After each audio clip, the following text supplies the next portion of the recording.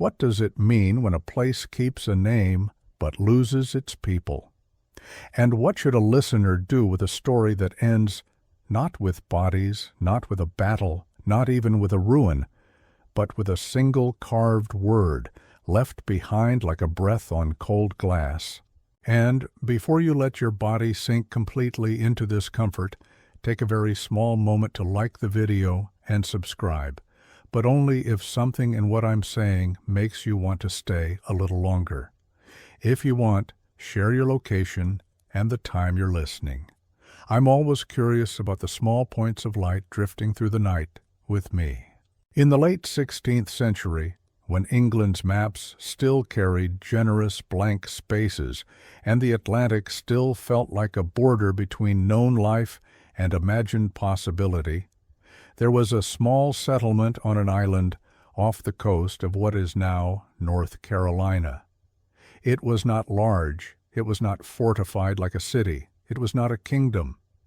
It was an intention made of wood and hope, fragile enough to be broken by weather, by hunger, by mistrust, by a season that turns wrong. And yet the story of this place has survived for centuries, not because it is grand, but because it is incomplete. Roanoke is often described as a disappearance. That word makes it sound sudden, like a curtain dropped, like a door slammed.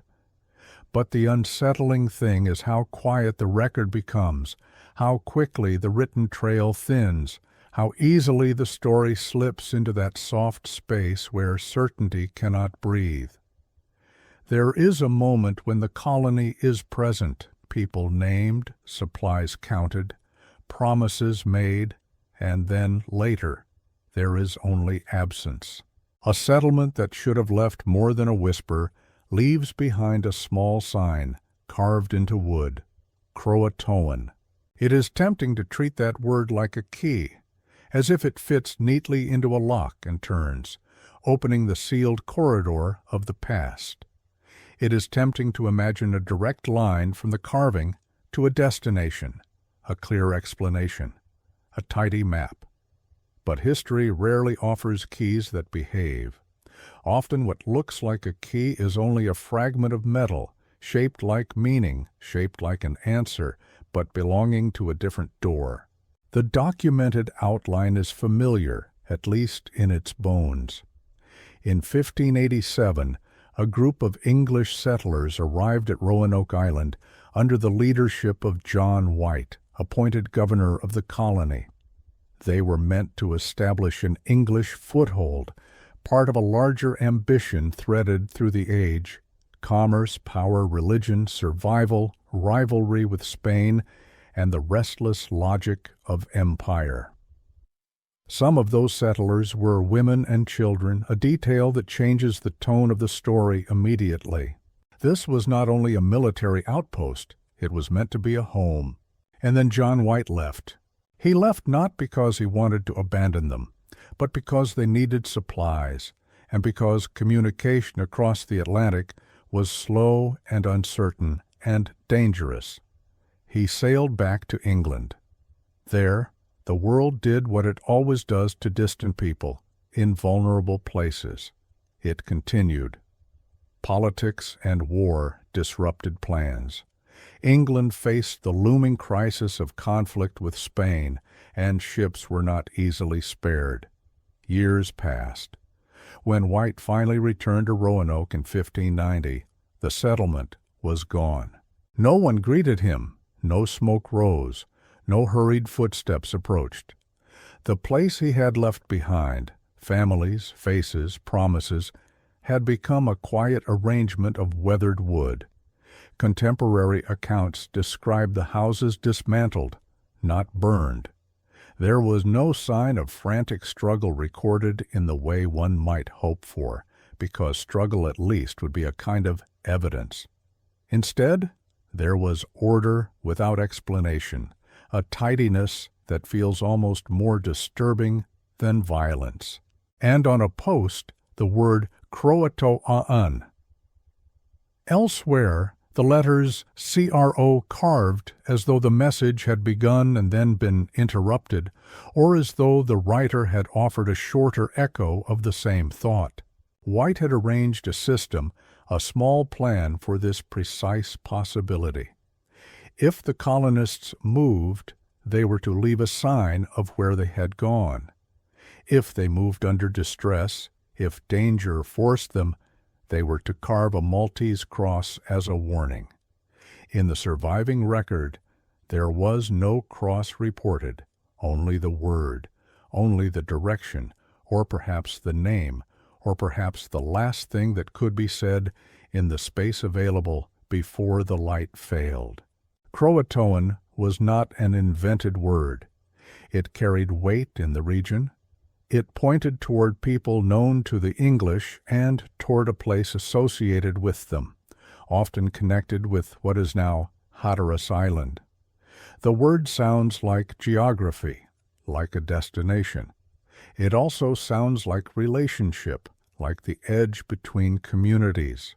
And if one is listening with the mind half unfastened by night, it can sound like something else too, a label tied to an absence, a name pinned to a hole in the record so the hole does not swallow the entire page. There is a particular kind of unease that lives inside historical gaps. It is not the fear of monsters, it is not the thrill of spectacle, it is the quieter discomfort of realizing how easily human lives can vanish from official memory. These were people who ate, slept, argued, loved, worried. They would have had coughs and fevers and jokes they repeated too often.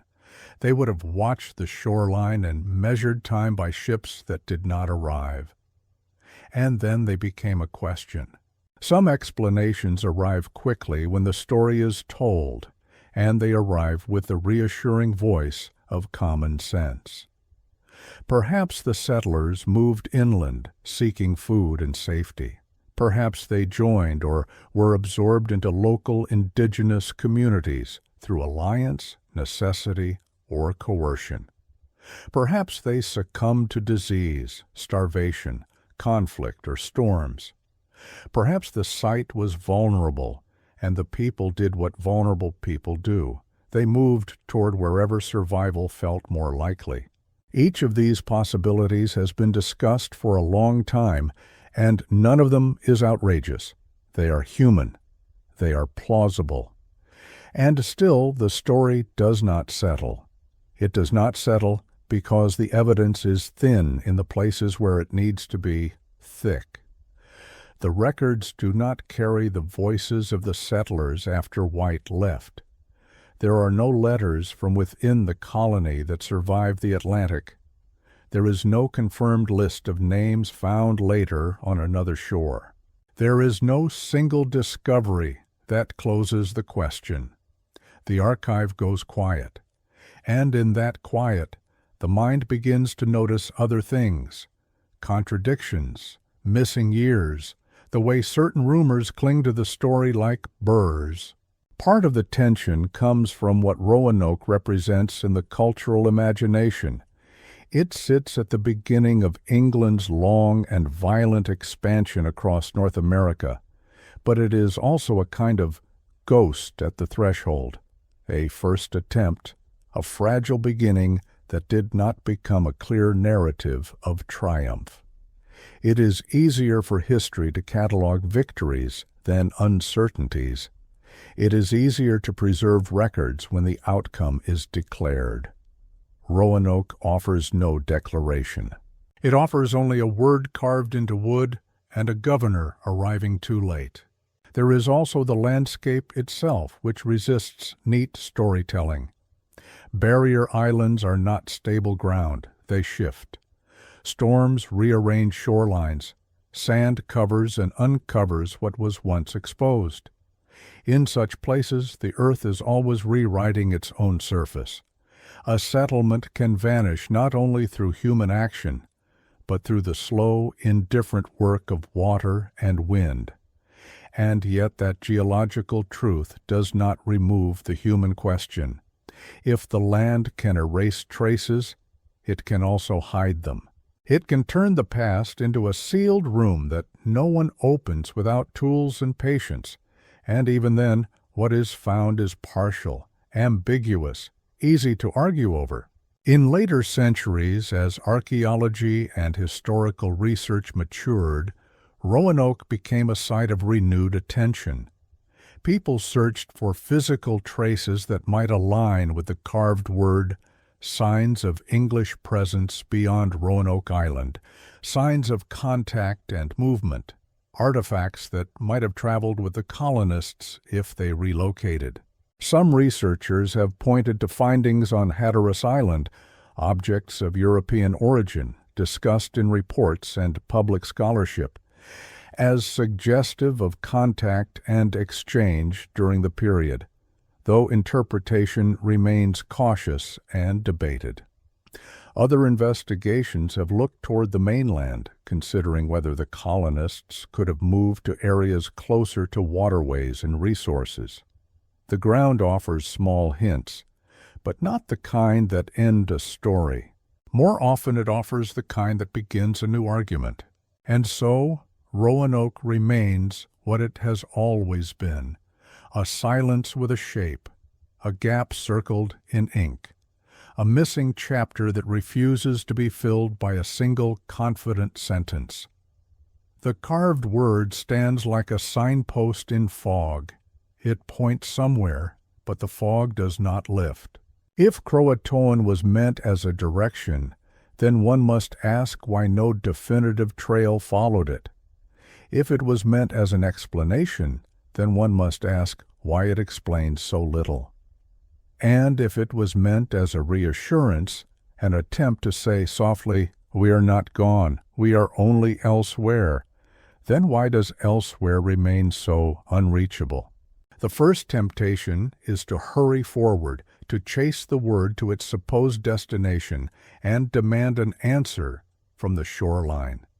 But perhaps the more faithful way to enter this story is slower, to sit beside that carved message and listen to what it implies about time, distance, and the fragility of records. To ask what it means that a settlement disappears not into legend, but into paperwork so thin it can tear. Because once the mind accepts that a community can vanish with so little residue, another question rises, quiet and persistent. How many other disappearances have been smoothed over by the simple fact that no one returned in time to witness the absence? And if Roanoke left only a word, then what might it mean that even the word feels like it belongs to someone else's language, someone else's map, someone else's memory? If a single word can be a map, then it is also a confession. It admits that the speaker believed there would be someone later, someone returning, someone able to read. The strangeness of Roanoke is not only that the people disappeared, but that they tried, at least in that small, carved way, to remain legible to the future. John White had not returned to a scene of ash.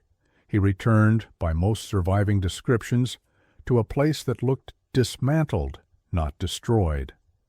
That difference matters because fire is loud in the archaeological imagination. Fire leaves a signature. Fire tells a story even when no one writes it down. A dismantled settlement is quieter. It suggests choice, planning, time enough to carry things away. And in that quietness, the mind begins to circle back to the system White had set, a sign of where they went, and a cross if they left under threat. No cross was reported, only the word. The word itself sits in a complicated space between English expectations and indigenous reality. Croatoan referred to an indigenous group known to the English through earlier contact, and it also pointed toward a place associated with that group, near what is now Hatteras Island. In English ears, it could sound like a destination, the way a name on a chart sounds like certainty. But a name can also be a boundary. It can mean not "we went there," but "this is where our story now touches another people's world." It can mean refuge. It can mean assimilation. It can mean captivity. It can mean an agreement made in hunger that later generations would find difficult to imagine without simplifying. In the late 16th century, England's grasp on the region was thin and dependent. The settlement at Roanoke existed within a network of indigenous communities who already knew the coast, the waterways, the seasons, and the dangers. The English arrived with ships and ambitions and unfamiliar needs, and then, almost immediately, the ocean became a wall between them and their own supply lines. Even in the best conditions, resupply was uncertain. In their actual conditions, it became worse. War with Spain and the mobilization around the Spanish Armada delayed shipping and reordered priorities. The future of a small colony on a distant coast could be postponed without anyone in London needing to feel the hunger that postponement created. When White left in 1587, he likely imagined months, not years. The delay that followed was not only personal tragedy, it was institutional inertia made visible. A colonial project depends on continuity. Roanoke lost continuity. It lost the steady pulse of communication and supplies that might have left more records, more corroboration, more tangible traces. Instead, it entered a gap in time where a great many outcomes are possible and almost none are recoverable with certainty. The simplest reading of Croatoan is that the settlers intended to relocate to Croatoan territory, perhaps seeking alliance or shelter with people they already knew. Some later interpretations have treated this as the most plausible path, a move not into the unknown but into a known relationship, fragile though it may have been. Yet even this simple reading carries weight. It asks the listener to imagine English settlers, families, children, the elderly, choosing to leave their own structures behind and step into a landscape where survival required trust in people whose language, customs, and priorities were not their own. It asks the listener to imagine negotiation under pressure and to accept that the written record of that negotiation, if it existed at all, did not survive. Other readings circle nearby. The word might have been carved by someone who had already been separated from the group, someone who had only partial knowledge of what was happening, someone who left the most likely direction rather than the confirmed one. The shortened CRO seen elsewhere in the reports can be read as haste, interruption, or simply repetition. It can also be read as the kind of fragment that appears when a message is carved not for beauty, but for urgency. Yet those are interpretations balanced on thin ice, because the record does not give the texture of the moment, it gives only the result. What is known is that White intended to go to Croatoan after seeing the carving, and weather interfered. His attempt to reach the place indicated by the word failed, and he returned to England without verifying the trail that the colonists may have left. This detail is often told quickly, as if it were a footnote, but it is one of the most haunting pivots in the entire story. The one direct lead the colony offered was not followed to its end. The word pointed outward, and the ship turned back. In that turn, the future lost its chance to catch the past while it was still warm. Later generations tried to catch it anyway, through second-hand testimony, through scattered colonial reports, through uneasy stories that drifted down through time like debris on a tide. One of the most discussed threads involves claims recorded in the early Jamestown period, years after Roanoke vanished, suggesting that some colonists may have survived among indigenous communities. Accounts associated with William Strachey, written in the context of Jamestown's struggles, refer to reports that English survivors had lived among groups farther inland, and to a story that Powhatan, leader of a powerful polity in the region, claimed knowledge of the earlier settlers' fate. These references have been debated for a long time. What Strachey heard, what was rumor, what was political signaling, what was misinterpretation, what was later embellished. The point is not that such claims solve anything. The point is that the archive does not go fully silent. It murmurs. Those murmurs are heavy with the ethics of survival and the politics of empire. If English survivors were absorbed into indigenous communities, the story becomes less of a clean disappearance and more of a transformation. It becomes a story that unsettles English-centered narratives because it suggests the colonists did not vanish into nothing. They vanished into someone else's world where their identities might have dissolved, where their language might have thinned out over years, where their descendants might not have carried English names into English records. A colony could disappear simply by becoming unrecordable to the people who later claim the land.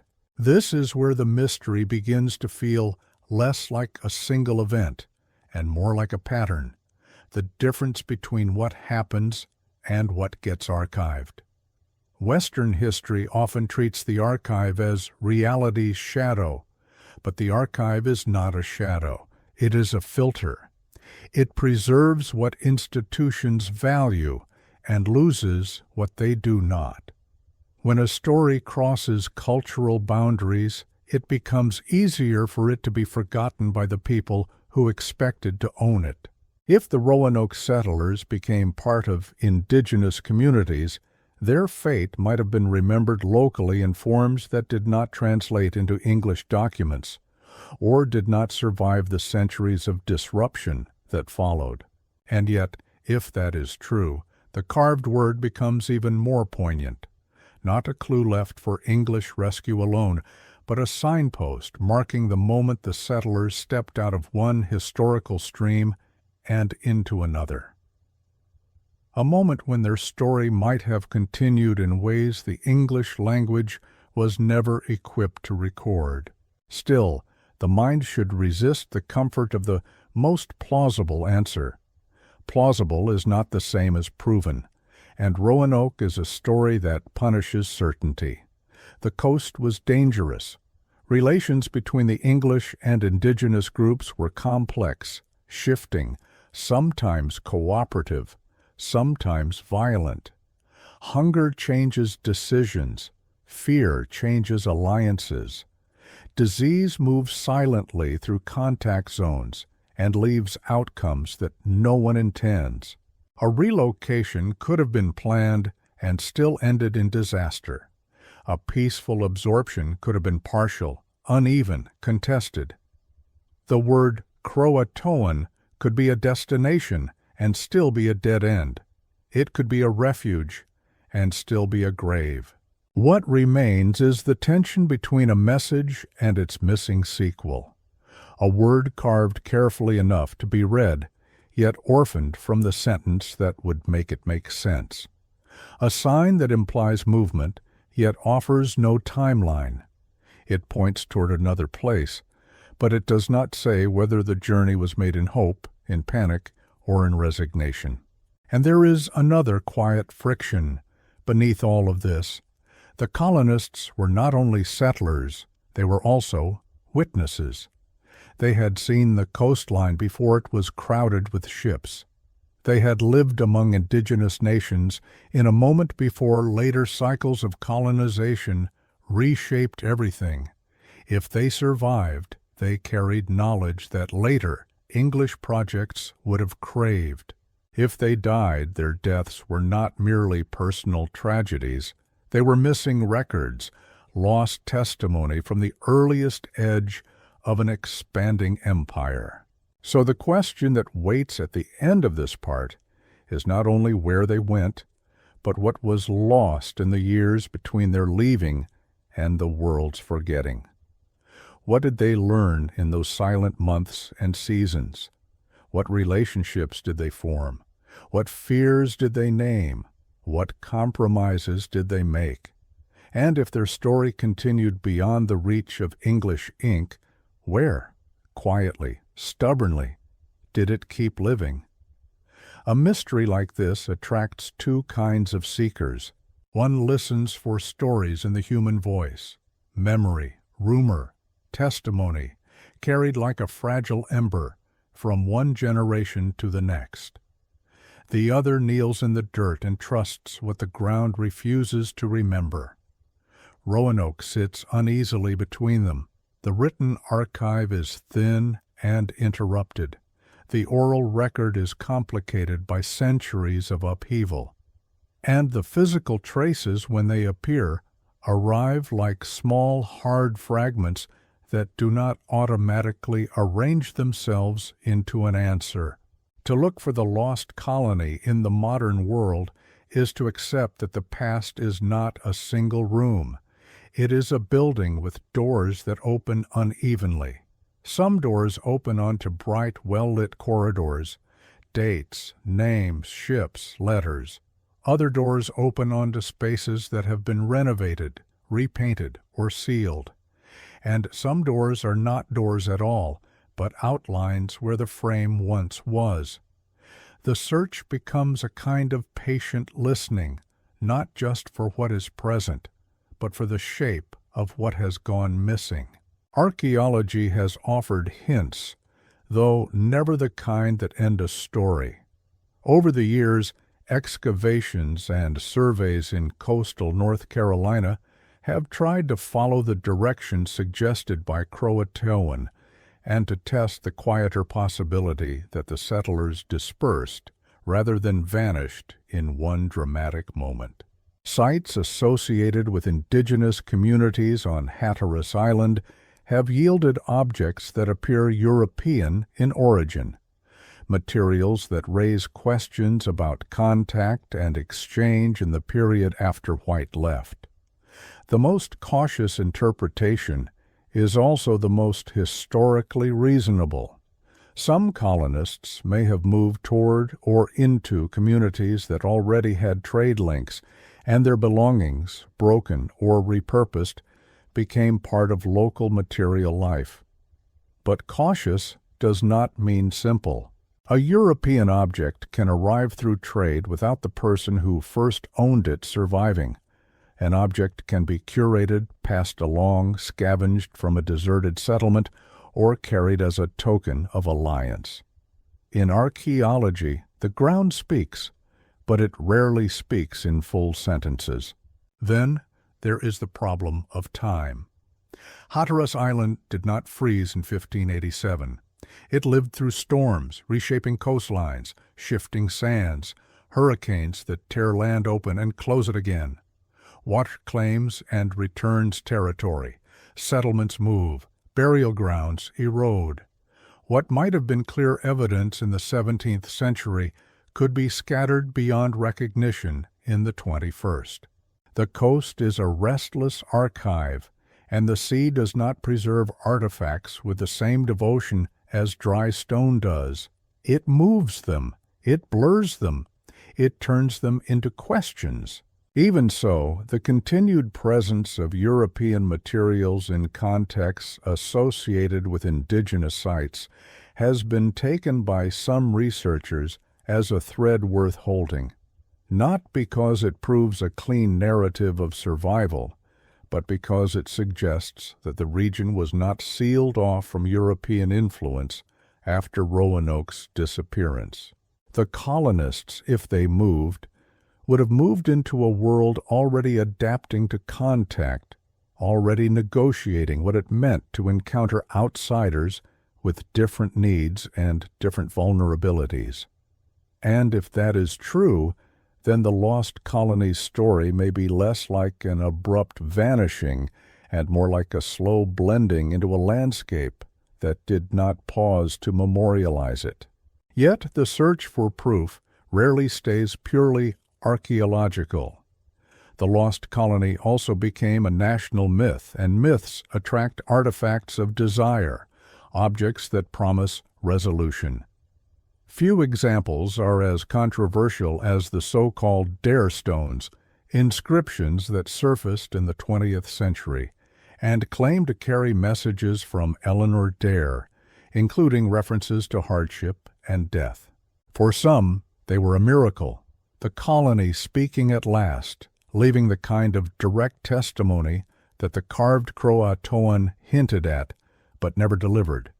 For others, they were an obvious trap, too perfect, too convenient, too aligned with what later audiences wanted. Scholars and investigators have long disputed their authenticity, and the story of the stones has become its own lesson in the hunger for certainty. When a mystery persists long enough, the world begins producing answers for it, answers that can be manufactured, staged, or sincerely believed into existence.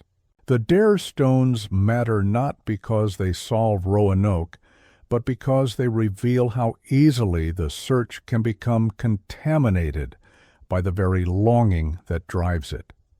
A forged artifact can mimic the tone of the past.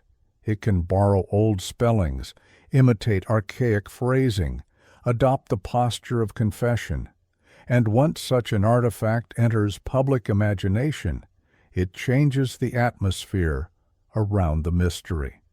Every new clue becomes suspect.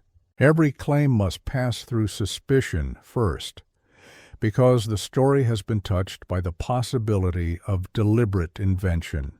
This is where institutional caution enters like a quiet hand on the shoulder. Museums, universities, and historical agencies do not only preserve objects, they protect credibility. When a mystery draws conspiratorial thinking or sensationalism, the safest response is restraint. Restraint, however, can look like avoidance to outsiders, a sealed file, a cautious press release, an academic refusal to speculate. These can feel like doors being closed, even when they are simply an insistence that evidence must be handled carefully. The lost colony sits at a crossroads where serious research and popular fascination press against each other, and that pressure can distort both. The tension deepens when people look for biological traces, descendants, DNA, inherited stories carried in families whose identities formed under the long shadow of colonization. Over the years, various claims have circulated suggesting that some present-day communities might carry genetic or cultural echoes of the lost colony. The desire here is understandable. Blood seems like a more intimate archive than paper. But genetics is not a simple lantern that illuminates the past. It is a field of probabilities, migrations, admixtures, and complicated histories, especially in regions shaped by forced movement, violence, and erasure. Even if English ancestry appears in a population, it does not cleanly point to Roanoke rather than later colonial encounters. The timeline is crowded, the record is tangled, certainty remains forbidden. So the search returns again and again to the shape of the disappearance itself. A dismantled settlement, a word carved into wood, no cross, no bodies found at the site described in White's surviving notes, no letter, no journal, no list of names carried forward in the way English history prefers to recognize survival. What does that pattern resemble? It resembles relocation more than massacre, though both are possible.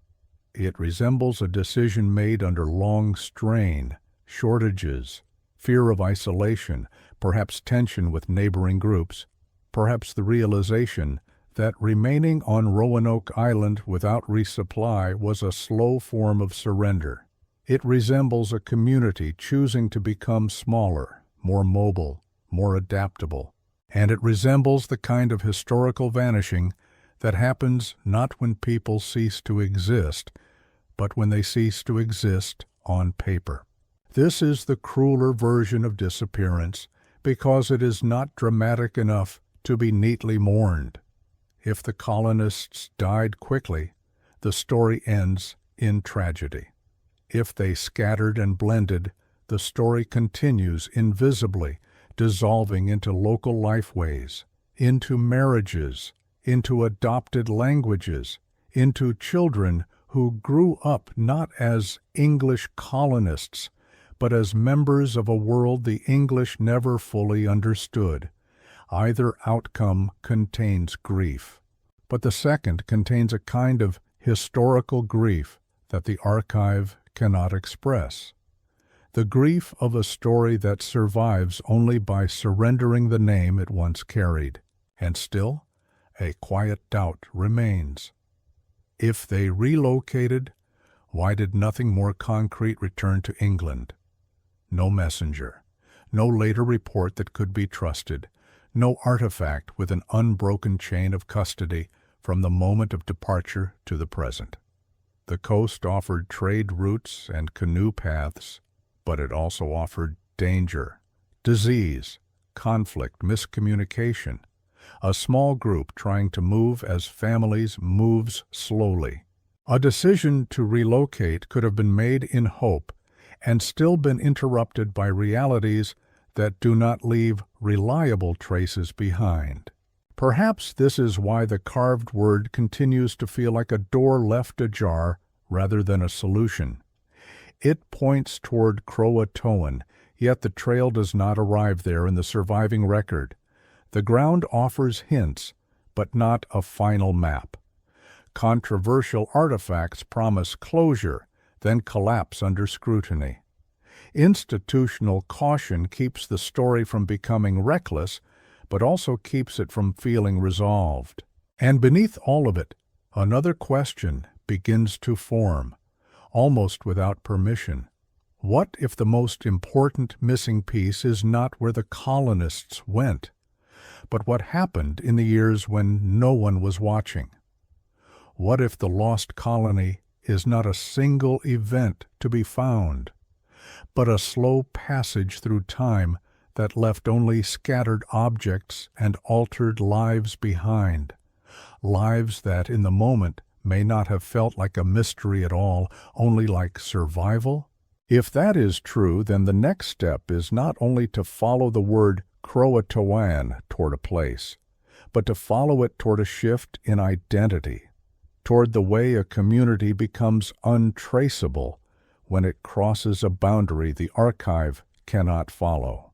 And the question that lingers now is soft but insistent.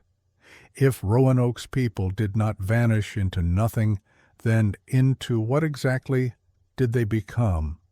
And what would it take for the present to recognize them without forcing their story into a shape it never had? If a community disappears without leaving a clean ending, the mind begins to search for the kind of evidence it knows how to trust: a signature, a body, a document, a marker on a map. Roanoke offers none of these in a satisfying form. It offers only that single carved word and the uneasy sense that something ordinary happened in an extraordinary silence. And so the investigation shifts, almost inevitably, from the island itself to the people who lived around it, because when the English record grows quiet, the region's other records, oral and embodied, are still moving, still breathing, still remembering in ways that do not resemble ink. The name Croatoan points toward a specific world, an Algonquian-speaking community connected to the Outer Banks, with its own diplomacy, conflict, kinship, and survival logic. To imagine the colonists going to Croatoan is to imagine more than a change of address. It is to imagine a surrender of English categories. It means learning seasonal rhythms of fishing and planting that were not English. It means accepting that land and water rearranged themselves in ways the English maps could not tame. It means living inside alliances and obligations that did not revolve around London or the Crown. In other words, it means the colonists would stop being legible to the people who later tried to find them. This is the part of the story that feels both plausible and unsettling. Plausible because the colonists were vulnerable, undersupplied, and already entangled with local peoples. Unsettling because it asks the listener to accept that the line between lost and assimilated is not a line at all, but a fog. Assimilation does not produce a neat artifact that says, here is the moment the English became something else. It produces gradual shifts, a new language learned, a name altered, a marriage that becomes a family, children raised inside a different worldview. The archive does not know how to file that, so it calls it disappearance. There are historical accounts from later periods that have fueled this possibility. Reports of indigenous people with gray eyes, claims of English words heard in villages, stories of stone houses or European-style gardens seen inland. Some of these accounts are recorded by English colonists and explorers decades after Roanoke, often in contexts where rumor was currency and political advantage shaped what people were willing to report. Some references appear in discussions of groups like the Lumbee and other communities in the Carolinas, whose complex origins have been debated and politicized for generations. But here, the ground becomes delicate. Such stories can be treated as clues, yet they can also become instruments used to justify land claims, to romanticize identity, to erase indigenous continuity by framing it as partly European. The mystery of Roanoke sits near a long history of outsiders trying to rewrite local identity to fit colonial needs. This is why careful language matters. The presence of European ancestry in a community does not automatically point to Roanoke. The 16th and 17th centuries brought repeated contact, trade, enslavement, shipwrecks, forced movement, and settlement. The coast was not a sealed stage on which Roanoke was the only drama. It was a corridor where many lives collided. Even the word Croatoan itself has traveled through different spellings and lenses, filtered through English ears. What survives in documents is not the full indigenous record. It is a partial reflection caught in the glass of colonial writing. And yet the possibility remains stubborn that some colonists survive by joining local communities, not as a sensational secret, not as an occult vanishing, but as an ordinary act of endurance. If so, then the question becomes less, where did they go? And more, how would their survival look to us if it did not look English? Would it look like a lost fort? Or would it look like a few European objects in a village, gradually absorbed and repurposed? Would it look like a surname that sounds slightly out of place? Or like a story told quietly within a family that learned, over centuries, that some origins are safer unspoken? There is another possibility that lives alongside Croatoan without canceling it: dispersal inland. White had intended that if the colonists moved, they would carve a message indicating their destination and, if in distress, a cross. The absence of the cross is a soft clue, but not a guarantee of safety. It could mean they left in relative order. It could mean they had no time. It could mean the sign was missed. It could mean the cross was made on a surface later weathered away. Or it could mean that what happened was neither a single relocation nor a single catastrophe, but a sequence, some leaving one way, some another, some staying, some dying, some being taken in, some being taken by force. In a world of small populations, even a few deaths matter. Disease alone could have reshaped the colony's ability to hold itself together. The late 16th century was a period of microbial collision, and illness traveled along contact routes even when people did not. If sickness weakened the colonists, relocation might have become more urgent, more desperate. A small group trying to move while sick is not a group that leaves tidy traces. And sickness also complicates the ethics of assimilation. A community taking in outsiders might also be taking in infection. That reality could turn welcome into caution, alliance into quarantine, generosity into fear. The archive rarely says this directly, but the era is steeped in it. Then there is conflict. Not the simple cartoon of attack that later myths sometimes prefer, but the friction of an unstable region where power was shifting. The English had already angered some groups. Earlier expeditions had involved violence. Diplomacy existed, but so did retaliation.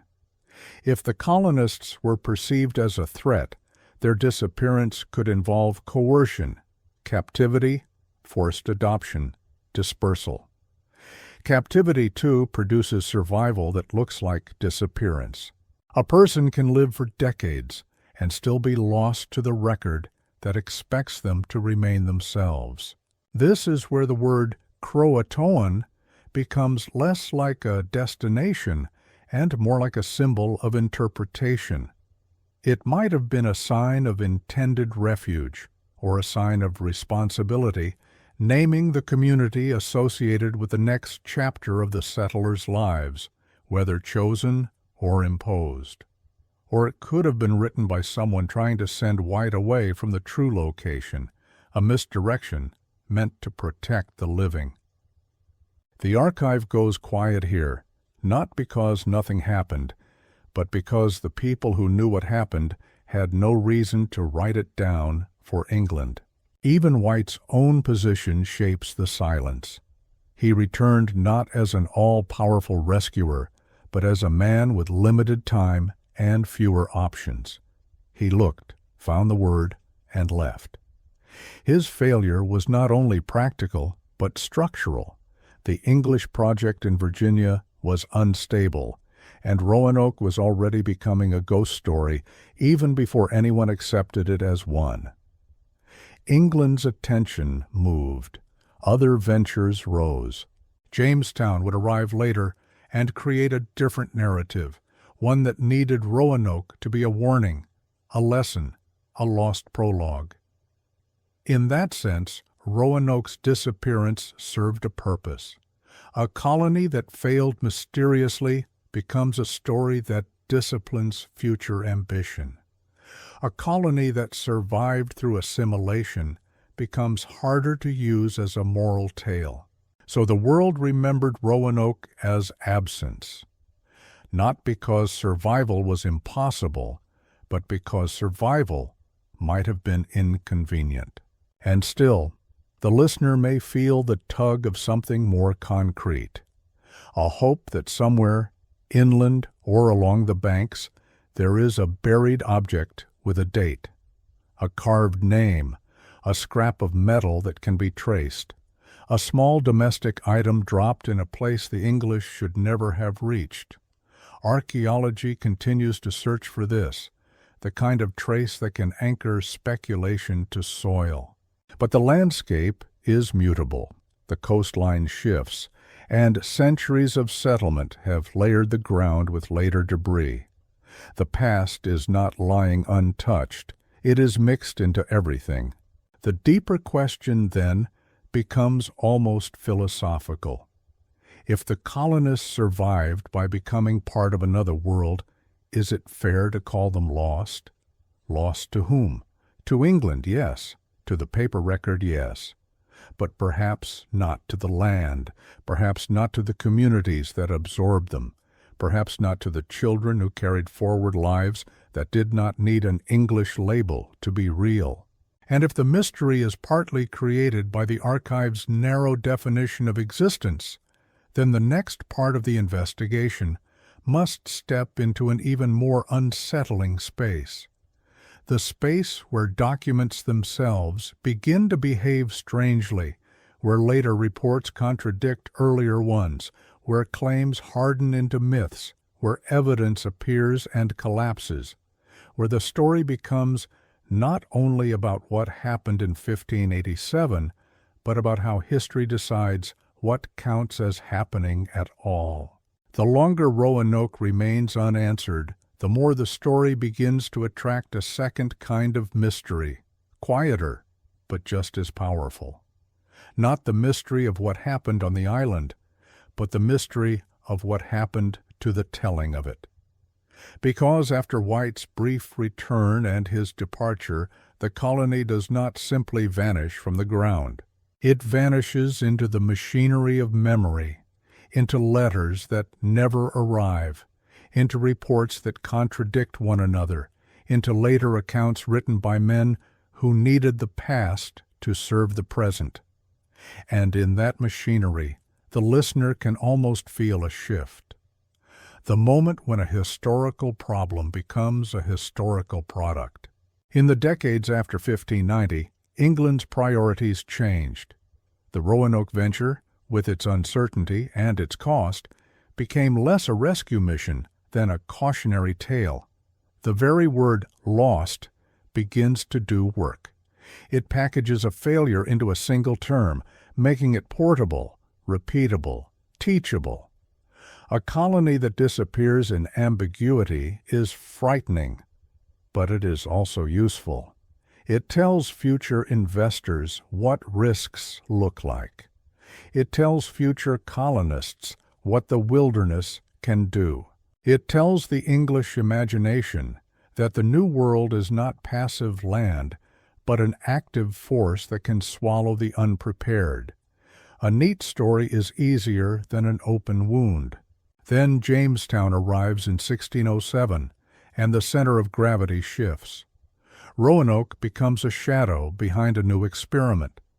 In this new context, people begin to search for the lost colonists again, not with ships in a storm, but with questions posed across cultural boundaries.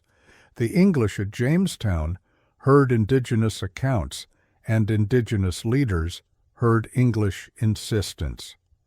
But these exchanges do not settle anything. They generate competing narratives, each filtered through translation, politics, fear, and the need to control outcomes. Some later English reports describe the possibility of survivors living among local communities. Captain John Smith, in his writings, relays information he said came from Powhatan about people connected to the earlier colony, some reportedly living in villages under Powhatan's influence, and some reportedly killed. The details vary across retellings and editions, and the listener can feel how stories harden as they travel.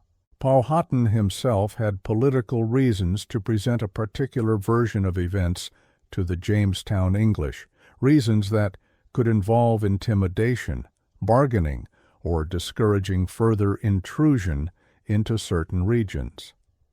Smith, likewise, had reasons to cast himself as a gatherer of intelligence, a man turning wilderness rumor into actionable knowledge. This is not to dismiss the accounts, but to recognize their shape. They are not neutral observations. They are words spoken into a tense relationship where every sentence could change what happened next.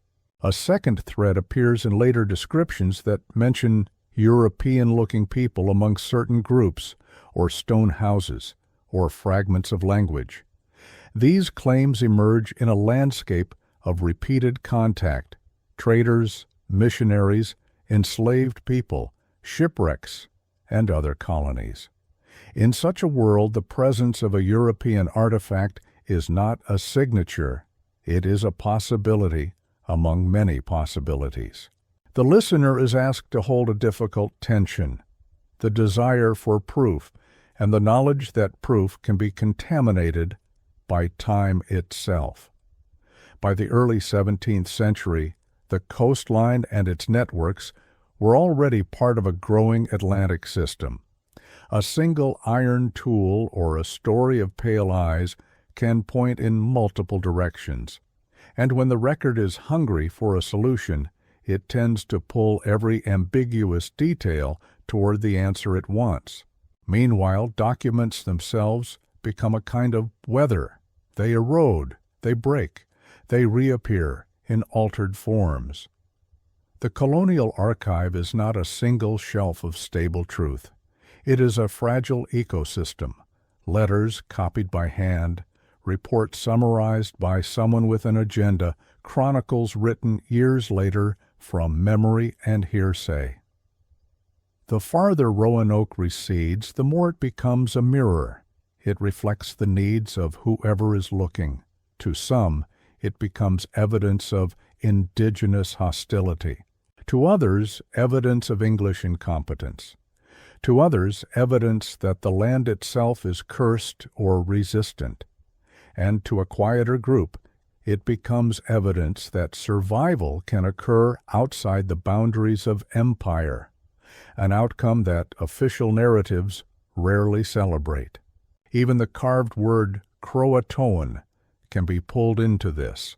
In one telling, it becomes a clean sign of relocation. In another, it becomes a trap, an intentional misdirection. In another, it becomes a token of assimilation, the only English word left behind, as the rest of English identity dissolves into daily life elsewhere. The same 4 syllables can support multiple realities, and the archive cannot choose between them because it was never built to hold overlapping truths. This is where maps begin to feel haunted, not because they contain supernatural force, but because they reveal how uncertainty is managed. Early modern maps often include blank spaces labeled with speculation, notes about peoples and places, warnings and promises. The region around Roanoke was not a known grid. It was a living coastline that shifted and broke, with barrier islands and inlets that could change after storms. Even if the colonists moved, even if someone later tried to trace their path, the geography itself may have rewritten the trail. The island the English called Roanoke is not a fixed stage. It is part of a dynamic system of sand, water, and wind. A clue left in one year could be underwater in another. The land is not cooperating with the historian. It never was. And yet, the search does not end in paper. It moves to soil. Modern archaeology has tried to approach Roanoke not as a single dramatic event, but as a pattern of material life. If colonists relocated to Croatoan, Hatteras Island, then traces might appear there. European artifacts in indigenous contexts, shifts in diet or housing, evidence of contact that looks like daily survival rather than a last stand. Excavations on Hatteras Island have produced European items from the Right Broad era, objects that confirm contact and exchange, and that some researchers have discussed in connection with the Roanoke question. But contact does not automatically equal colonists.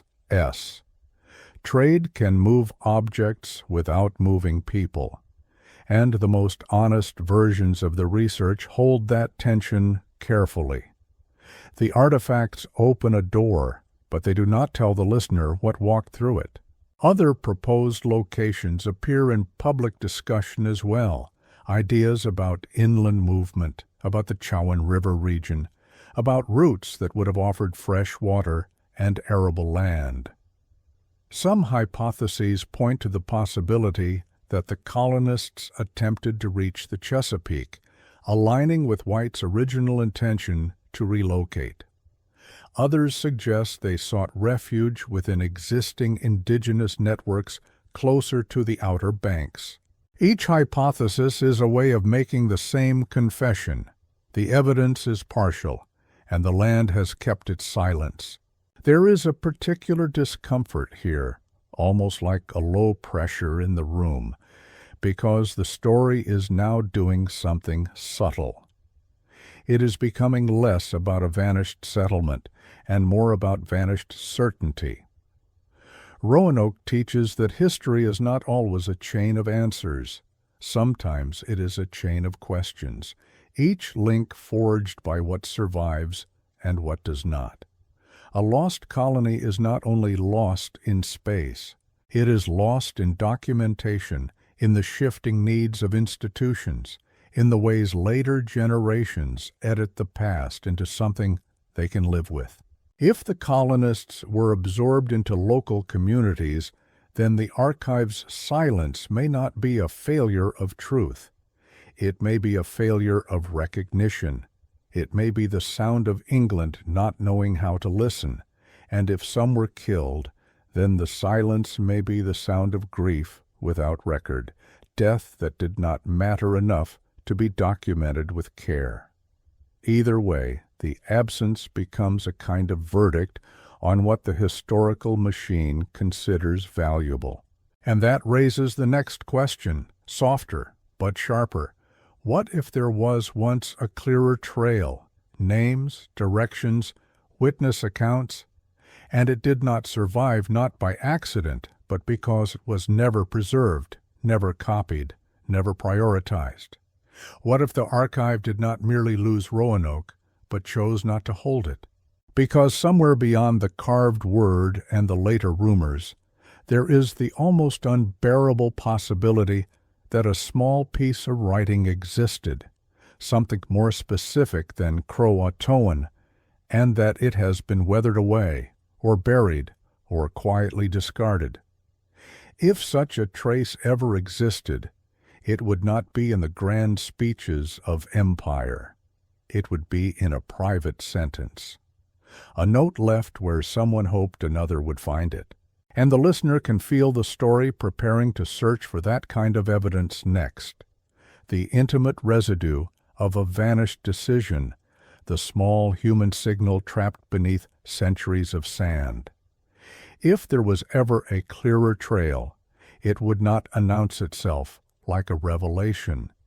It would hide in the ordinary language of broken things, a fragment of pottery that does not belong, a nail where nail should not be, a chemical trace of copper or iron in soil that, for centuries before contact, had no reason to hold it. Modern archaeology approaches Roanoke the way a quiet person approaches a locked room, not by forcing the door, but by listening for tiny sounds inside the walls. The trouble begins immediately, because the place called Roanoke is not a single place. It is an idea pinned to moving land.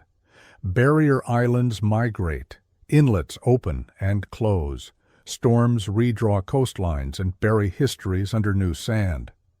Even if a structure once stood in a certain spot, the spot may have shifted or dissolved or been layered over so gently that the past becomes indistinguishable from the present.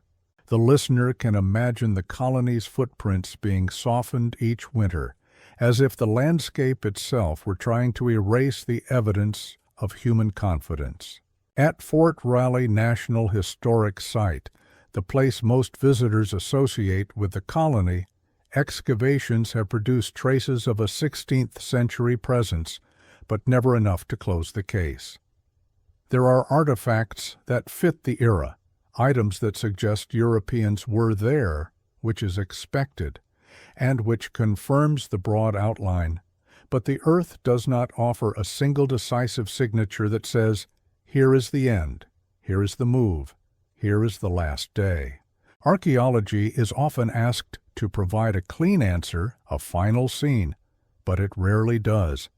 It provides texture, the slow accumulation of small facts, and in a mystery like this, Small facts can feel like snow, beautiful, quiet, and not enough to keep a person warm.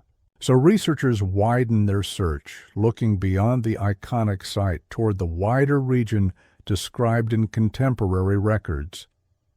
John White's own notes suggest a plan to move away from Roanoke Island toward the Chesapeake Bay. The logic is practical: deeper harbors, different alliances, a new start at a location considered more suitable. If any part of that plan was attempted, then evidence might lie inland, closer to the sheltered waters of the Albemarle Sound and its rivers, places that would have offered travel routes, fish, timber, and fields. In the early 21st century, archaeologists associated with the first colony foundation announced findings from an area along the Albemarle Sound that some have called Site X in public discussion. The details have been treated with caution, and the work has been careful about claims, but the broad outline is this: artifacts consistent with late 16th century English material culture were reported from a location that would fit, at least geographically, with a possible relocation effort or contact zone. Among the items discussed publicly were fragments of pottery and other materials that, while not proof of the lost colonists, complicate the idea that Roanoke's story ended neatly on the island. And still, the earth refuses to give an uncomplicated answer. An artifact in the right place and time can indicate many things: a scouting party, a temporary camp, trade, later movement of goods, or even the mixed layers of a site used repeatedly over centuries. Archaeologists speak in probabilities, in contexts, in the relationship between objects and the strata that hold them. The listener can almost feel the discipline's restraint, the way it resists the human urge to leap. Roanoke punishes leaps. It has had centuries to watch people run toward their preferred conclusion and disappear into it. A parallel line of work has focused on Hatteras Island, once called Croatoan in English records, an area of obvious gravitational pull because of that single carved word. Excavations there have produced evidence of sustained contact between indigenous communities and Europeans, including items that fit the broader era of early English exploration and settlement attempts. Some researchers have argued that such artifacts are consistent with the possibility that at least some colonists moved or were absorbed into communities there. Others respond with a quieter reminder: the Outer Banks were not isolated. Europeans moved along these coasts. Goods moved through hands. A presence in the artifact record can confirm contact without confirming identity. The listener might notice how the story keeps returning to the same emotional shape. Every time a clue appears, it offers comfort for a moment. Then it slips back into ambiguity. This is not failure. It is the actual texture of the past. The past is not designed for closure. It is designed for survival, and survival does not always leave tidy records.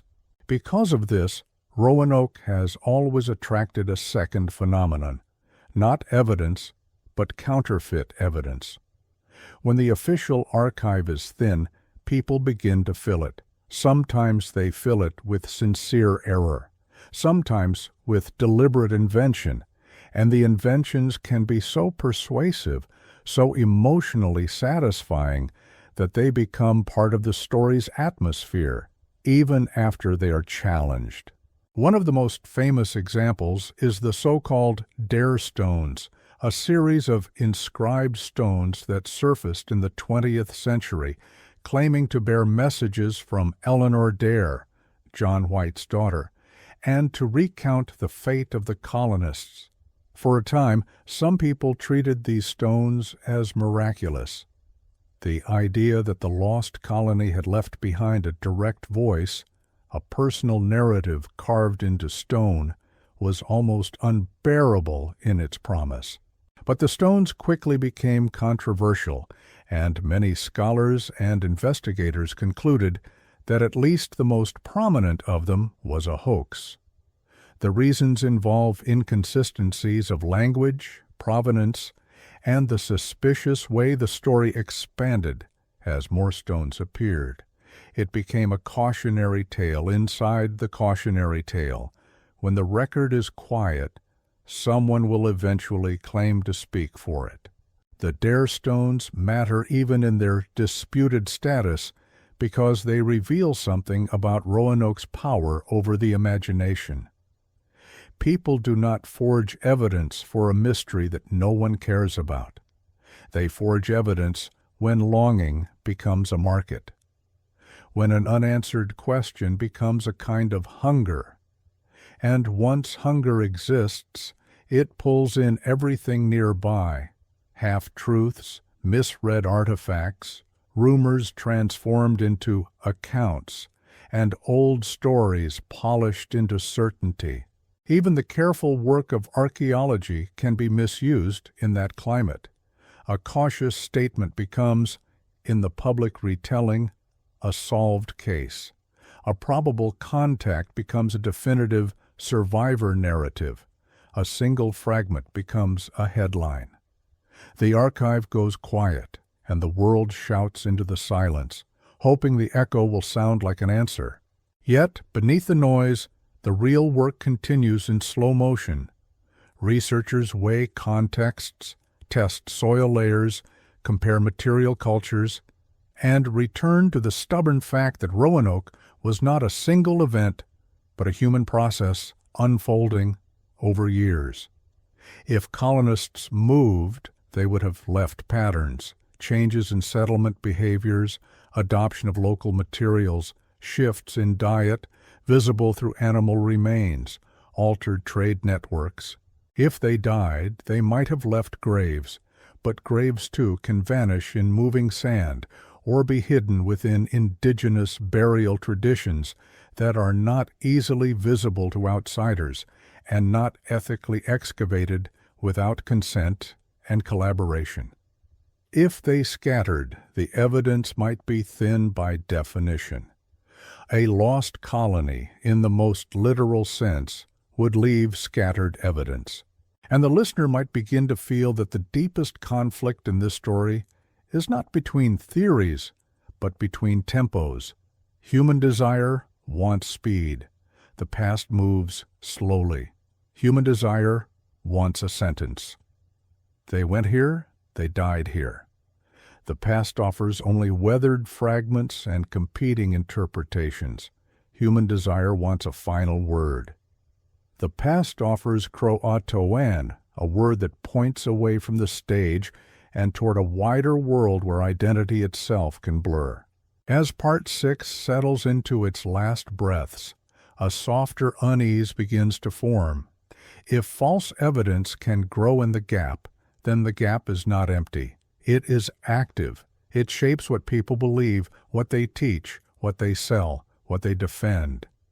And if the gap can produce hoaxes, it can also conceal something more subtle, genuine evidence overlooked or discounted because it does not fit the story people want. So the next question is not only where the colonists went, but how the human mind behaves when the archive refuses to speak. When does curiosity become certainty? When does hope become fabrication?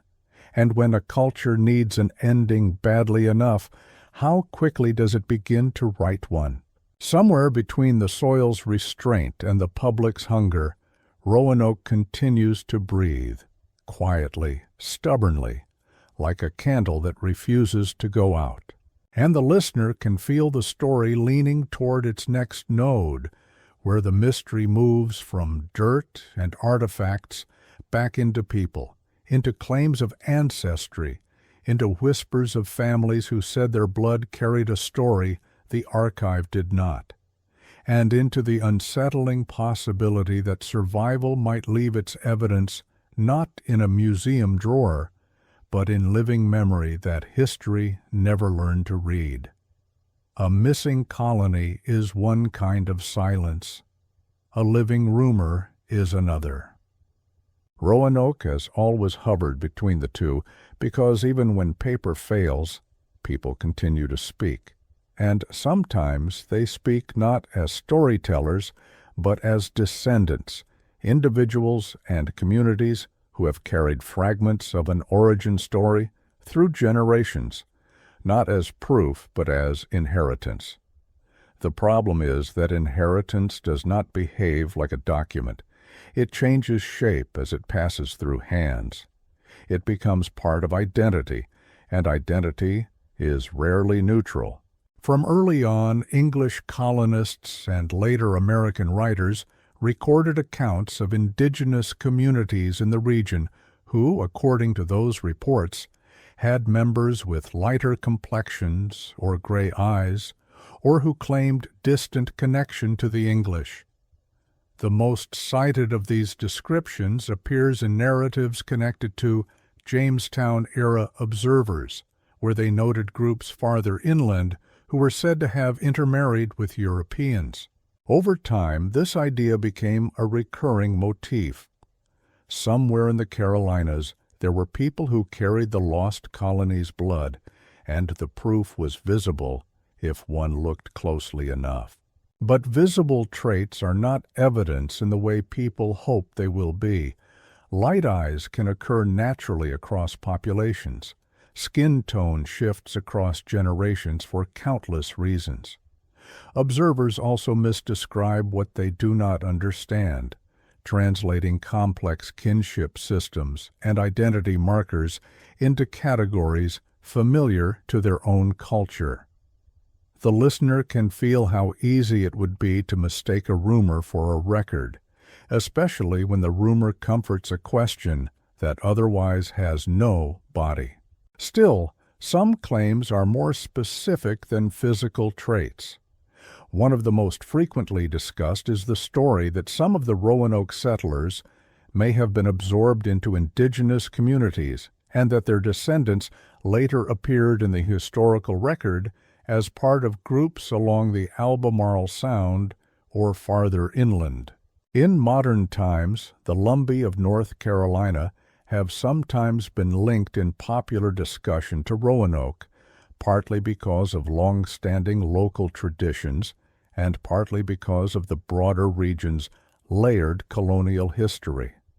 Scholars have debated such connections, and the record remains disputed and complex, shaped by centuries of intermarriage, displacement, and changing political realities.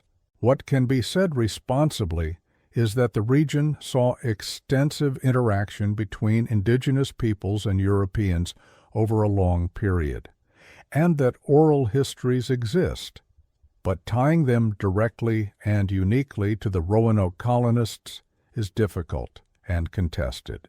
There is also the older story attached to Chief Powhatan and the early Jamestown colony, a claim that Powhatan may have destroyed some settlers who were said to have moved toward the Chesapeake, perhaps because they were seen as threats or because alliances shifted. This possibility appears in later retellings of early Virginia sources, including references to reports by William Strachey and others who described Powhatan claiming to have killed some Europeans living among certain communities. Yet even here, the details are hazy, shaped by translation, politics, and the tendency of colonial accounts to present indigenous actions through a lens of fear or justification. The listener might sense how quickly such an account can turn into certainty if someone wants it to, and how quickly it can be over-dismissed if someone fears its implications. The truth may sit in the uneasy middle. Violence was possible, assimilation was possible, and the archive may hold only partial glimpses of either. To follow the thread properly, it helps to remember that in the late 16th and early 17th centuries, the Atlantic coast was already a network of relationships, trade routes, diplomatic ties, rivalries, seasonal movements. Indigenous communities were not static villages waiting for outsiders to arrive. They were societies with their own politics, their own strategies for survival, and their own responses to newcomers. If colonists appeared unexpectedly, hungry, vulnerable, carrying unfamiliar diseases, seeking shelter, those communities would not respond in a single, predictable way. Some might help, some might distrust, some might absorb individuals, some might push them away, some might see opportunity, some might see danger, and those responses could change with time, with leadership, with scarcity, with grief. This is where the Roanoke story begins to feel less like a single mystery and more like a slow dissolving. A colony does not have to vanish in one dramatic act. It can dissolve into the world around it, one person at a time, until the event we call disappearance is simply the end of a label. The listener can imagine the name English colonist slipping away as language changes, as clothing wears out, as tools break, as a person's children grow up in a different community and learn different words for themselves. If this happened, the archive would not capture it well. Archives like clean categories. Assimilation is a mess. It is human. It does not leave a neat border. Yet the human mind keeps wanting a border. It wants a place where before becomes after. This desire creates a particular kind of story, one in which the lost colonists are either saved entirely or destroyed entirely. But reality tends to do something less dramatic and more unsettling. It mixes. There are other reported clues that tempt the imagination. The possibility that some English words entered local languages, or that certain crafts, building techniques, or symbols carried an unusual resemblance to European forms. Here again, caution is essential. Contact after Roanoke did occur. Traders, explorers, shipwreck survivors, and later settlers all moved through these regions. A European object in an indigenous village does not automatically point to Roanoke. It could point to any of several decades of contact. The issue is not whether contact happened, but whether we can isolate the contact to that precise missing group of 115 people. The record grows thin exactly where the question becomes sharp. Modern genetics sometimes enters the conversation as a kind of final judge, but genetics, too, has limits in a story like this. Even if some Roanoke colonists were absorbed into indigenous communities, the genetic signature could be diluted over centuries, mixed with other colonial-era contributions, and complicated by the fact that later European contact was widespread. A genetic marker might indicate European ancestry without indicating which Europeans, or which century, or which circumstance, and testing itself depends on sampling, consent, and interpretation. The listener might sense how quickly a scientific tool can be pulled into myth when people want it to deliver an ending. Still, the persistence of these descent narratives matters, not as proof but as evidence of Roanoke's psychological footprint on the region. People kept speaking about survivors because the idea of survivors was easier to live with than the idea of total erasure. Survivors allow the story to remain human. Survivors allow the missing to become someone's ancestor rather than an absence. Survivors turn a blank page into a thread. And yet there is a different kind of silence inside these stories, the silence of indigenous voices as filtered through colonial pens. Much of what the English wrote about Croatoan or about communities inland passes through their own needs, assumptions, and misunderstandings. Names were recorded unevenly, languages were mistranslated, alliances were simplified. When later generations read these sources, they inherit not only information, but distortion. The listener might feel the unease of realizing that Roanoke's mystery is partly an artifact of whose records were preserved and whose were not. In that light, assimilation becomes not a romantic solution, but a morally complex one. It would have required colonists to accept dependence, to abandon certain claims, to adapt. It would also have required indigenous communities to take on vulnerable outsiders, perhaps at cost, perhaps under pressure, perhaps while navigating their own dangers. And if disease traveled with the colonists, as it did with so many European arrivals, then help and harm could have been intertwined in ways that neither side fully understood at the time. The narrative of rescue can hide the possibility of catastrophe. So Part 7 leaves the listener with a landscape of overlapping possibilities. Some colonists might have joined local communities, some might have died of hunger or illness, some might have been killed in conflict, some might have moved farther than anyone expected. Some might have left traces that later contact blurred beyond recognition. None of these possibilities feels fully satisfying, and that discomfort might be the truest thing Roanoke offers. Because the most haunting thought is not that the colonists vanished, but that they were absorbed into normal life, into seasons, marriages, arguments, births, and funerals, until their mystery existed only in the minds of those who needed it. The record would go quiet not because something dramatic happened, but because nothing remained that English observers recognized as English.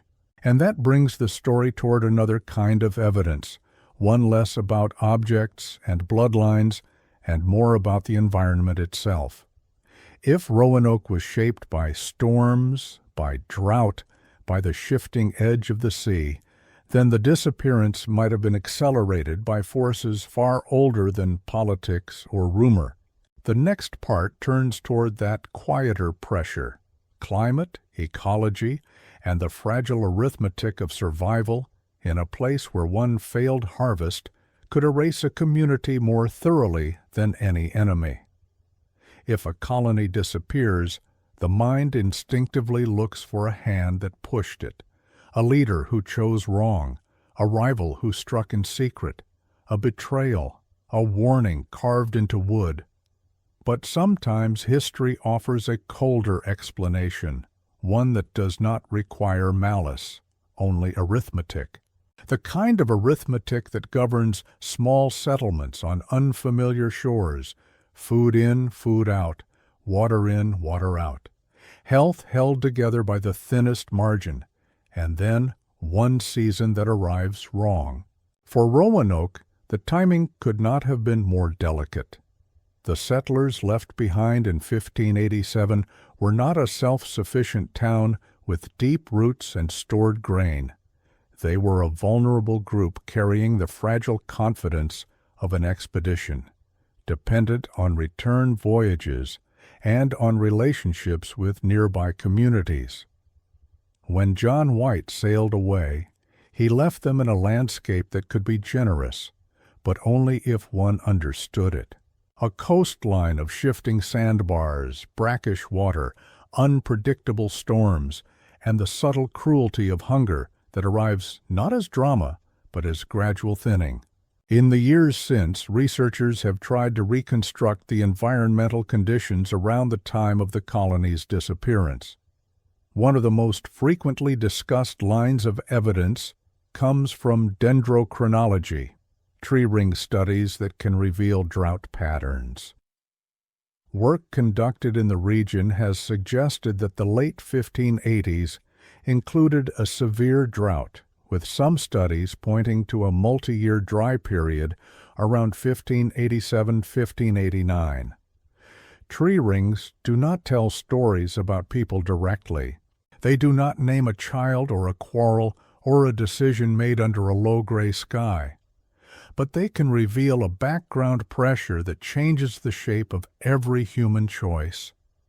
Drought does not just reduce crops, it tightens relationships.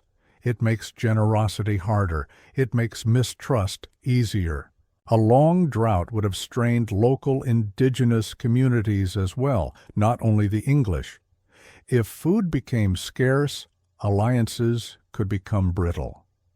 A group of outsiders relying on trade or assistance might suddenly feel like a burden, even a threat. The English might have expected help in exchange for goods, but in a drought, goods do not become meals. The ledger changes. The memory of past wrongs sharpens. A misstep becomes unforgivable. And the fragile hope of coexistence becomes a quiet fear that grows in the stomach. The listener can imagine this kind of tension as something almost invisible. No grand battle, no single decisive moment, just the slow accumulation of small disappointments. A promised delivery that does not come, a hunting party that returns empty, a freshwater source that becomes brackish, a child coughing too long, the kind of conditions that push a community toward movement, because staying becomes more dangerous than leaving.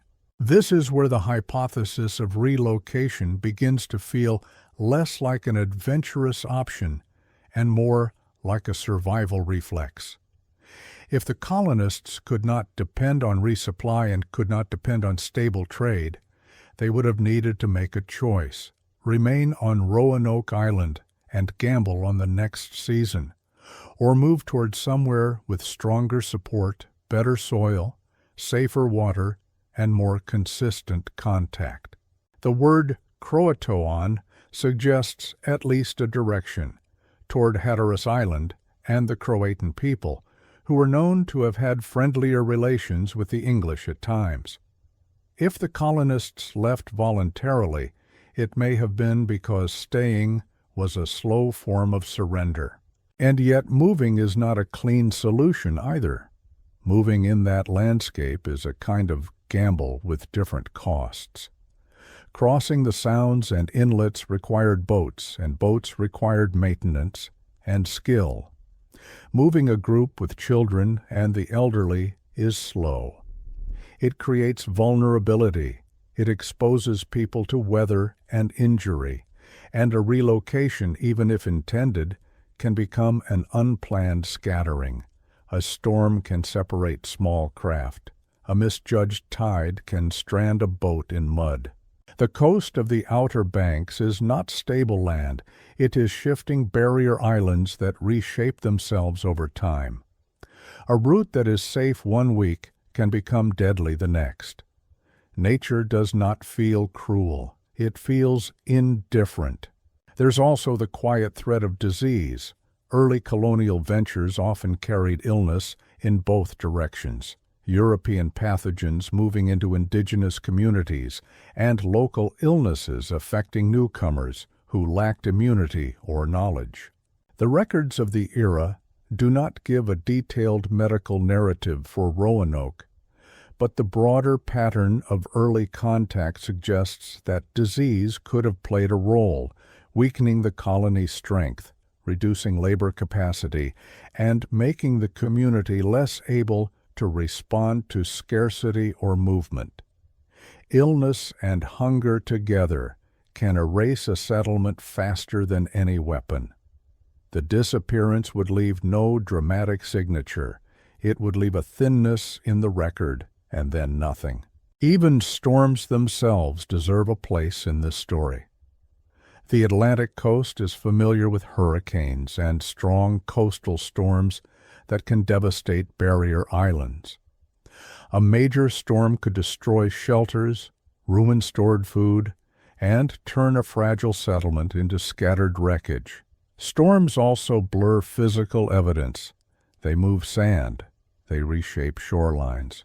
They swallow wooden structures and leave the place looking strangely untouched after a time, because the coastline is always rearranging its own memory. When later investigators search for remains, they are searching in a moving archive. This environmental lens also reframes the carved word, Croatoan. On a post is not necessarily a cinematic clue left by calm, careful hands. It might have been scratched by someone tired, hurried, operating within uncertainty. It could have been a signal meant for white, but also a reminder for themselves. This is where they planned to go, or where they hoped to be, or where a portion of them had already gone. If the colony split, some moving to Croatoan, some toward the Chesapeake, some staying, then one word might have been the last shared message the settlement could agree upon. But the listener might notice something else. The environmental explanation does not close the mystery. It widens it. Because if drought and storms push the colonists to move, then the question becomes not what happened on the island, but what happened after they left. And that is a larger space, filled with more variables, more chances for erasure. A moving group leaves fewer traces than a stationary one, especially in a landscape that consumes footprints with sand and tide. This is also where the story begins to overlap with archaeology in a more delicate way. Archaeologists can excavate a site and identify artifacts. They can find European ceramics, metal fragments, beads, and tools. But if the colonists integrated into an indigenous community, they might have adopted local materials and practices. European items might have been repurposed, traded onward, or buried in contexts that later contact would confuse. The signature of Roanoke could dissolve into the broader signature of the colonial era. It becomes not a unique fingerprint, but a faint smudge among many overlapping hands. Even the idea of Croatoan itself carries ambiguity. It was both a people and a place, a name that shifts depending on who is speaking. English spelling varied, maps varied, oral naming traditions were filtered through translation. The listener can feel how a single word, carved and left behind, becomes a kind of mirror. Everyone sees what they need in it. Some see rescue, some see abandonment, some see a false trail, some see a final act of coherence. The truth might be simpler and more painful. It was a direction, and directions are not destinations. In the hush of this part, Roanoke becomes less like a locked-room mystery and more like a slow fading into weather. The colony's disappearance might have been the result of pressures that do not leave villains behind, only consequences. Hunger that made mercy scarce, drought that hardened alliances, storms that erased structures, movement that scattered people, and time that turned every small trace into sand. But there is still one stubborn problem with the environmental story. It explains why the colony might have struggled, why it might have moved, why it might have dissolved. It does not explain why the English record stays so quiet afterward, as if no one ever encountered the survivors clearly enough to describe them with confidence. The land was not empty. People traveled. Diplomacy and conflict continued. If 115 colonists survived in any coherent form, why do they not appear more firmly in later accounts? Why do they remain ghosts, never fully located, never conclusively absorbed, never conclusively destroyed? The listener may feel the answer approaching from the next shadowed corridor. The problem is not only what happened to the colonists, but what happened to the records about them. Who wrote them? Who preserved them? Who benefited from silence? And who, in the long machinery of colonization, had the power to decide which stories became official and which were allowed to fade into rumor. Because beyond drought and storm, there is another climate that shaped Roanoke's fate, the climate of empire, where inconvenient details can be smoothed away until the archive looks calmer than the reality ever was. There is a particular kind of silence that forms when a story becomes politically inconvenient. It is not the silence of ignorance, where no one knows. It is the silence of selection, where too many people know in fragments, and the fragments do not align with what power once remembered. Roanoke's disappearance sits inside that kind of hush, not because someone must have engineered it, but because the later world that grew from England's Atlantic ambitions had reasons to prefer certain versions of the past over others. In the years after 1590, England's colonial projects did not stop. They recalibrated, they hesitated, then tried again and again. Jamestown was founded in 1607, and with it came an urgent need to craft a narrative of legitimacy, endurance, and divine favor. A prior colony that vanished, possibly through conflict, hunger, or failed diplomacy, was not a convenient ancestor. It was a warning. It was embarrassment. It was proof that the land did not yield easily to English intention. So even if rumors of Roanoke survivors circulated, the machinery of colonization had no incentive to speak them aloud in a way that would complicate the new enterprise. But rumors did circulate. Later English accounts, particularly those from Jamestown-era figures, contain hints and claims that something of Roanoke may have persisted. The record is uneven, and it is always filtered through colonial agendas, misunderstandings, and the violent realities of early settlement. Some reports mention indigenous communities with individuals who had European features or who spoke some English. Some accounts speak of stone-walled settlements inland or of survivors living among certain tribes. There are references connected to the Chesapeake region, to Powhatan's domain, and to places mapped and remapped as English knowledge grew.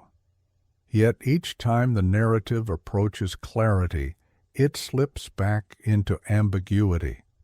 Details are second-hand, names shift, motives distort. The archive, as if tired, grows quiet again. One of the most discussed threads comes from the writings of Captain John Smith, and later from other Jamestown sources, which include stories that Powhatan had described killing people connected to an earlier English presence. Some have interpreted this as a reference to Roanoke survivors. Others caution that such accounts could reflect misunderstandings or political storytelling, claims made in negotiations, warnings, or boasts, meant to shape English behavior. The truth is difficult to isolate because every conversation in that era was entangled with power. Words were not merely descriptive, they were weapons and currency. And then there is the phenomenon of convenient conflation, the way later colonists and chroniclers sometimes merged stories together. A rumored European living among a community might be a shipwreck survivor from another voyage. A captive might be Spanish rather than English. A story of white people could be exaggerated or misread, or could refer to mixed heritage individuals created by decades of contact, trade, and violence. The longer time passes, the less the English record can distinguish Roanoke from the larger haze of early Atlantic encounters. This is not necessarily deception. It is the natural fog of an era with sparse documentation. But fog can also be useful. If survivors were absorbed into indigenous communities, the English record might not preserve them clearly because the English did not value indigenous testimony as equal history. What would have been a definitive account in local memory could be dismissed as rumor or recast through English expectations. The colonists' names could be lost, their identities dissolved into kinship lines, their story preserved not in parchment, but in lineage, in oral memory, in place names, in small rituals of remembrance that do not translate into English archives. The silence would not mean nothing happened. It would mean the wrong people were listening. Yet there is another layer. Even within English institutions, records disappear, papers burn, letters go missing, reports are never copied. Colonial correspondence is often fragmented by distance and disaster. Ships sink, cargo spoils, wars distract, bureaucracy loses interest. In a world where paper is precious and communication slow, history is vulnerable to accident. The Roanoke file may have been thin from the beginning, and a thin file is easily misplaced, easily overshadowed by new priorities. This is why Roanoke feels like a whole that keeps changing shape.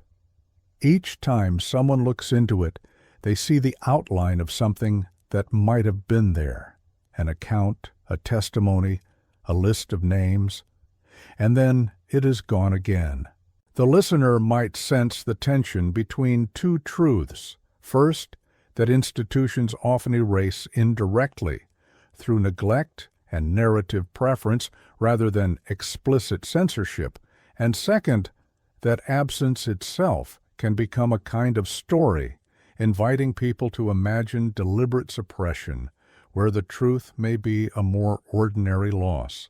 Still, ordinary loss can be morally charged when it is patterned, when certain kinds of information are repeatedly the first to vanish, when details that complicate a simple heroic narrative are consistently the ones that remain uncertain. Roanoke's story is full of these. If the colonists fled and integrated, it complicates the fantasy of separation between colonist and indigenous world. If they were attacked, it complicates the fantasy of inevitable progress and peaceful settlement. If they died slowly of hunger, it complicates the myth of competence and providence. Every possible outcome is uncomfortable in a different way, and so the record, without needing a single conspirator, can slide toward silence.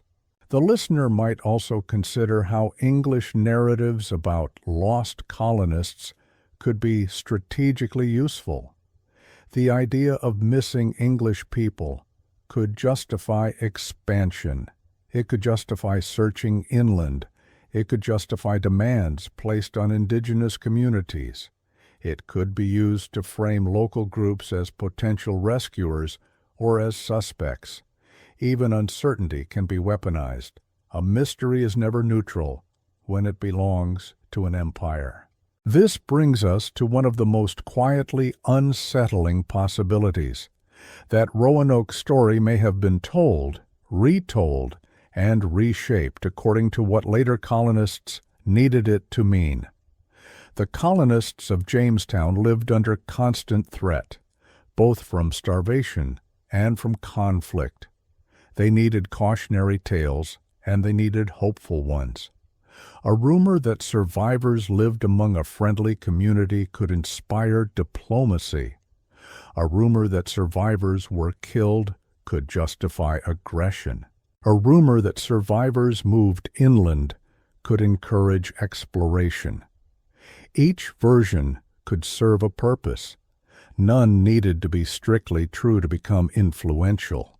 And behind all of this is the simple fact that colonial history in North America is not only a story of what happened, but a story of what was written down, translated, preserved, and later taught. The archive is not a mirror.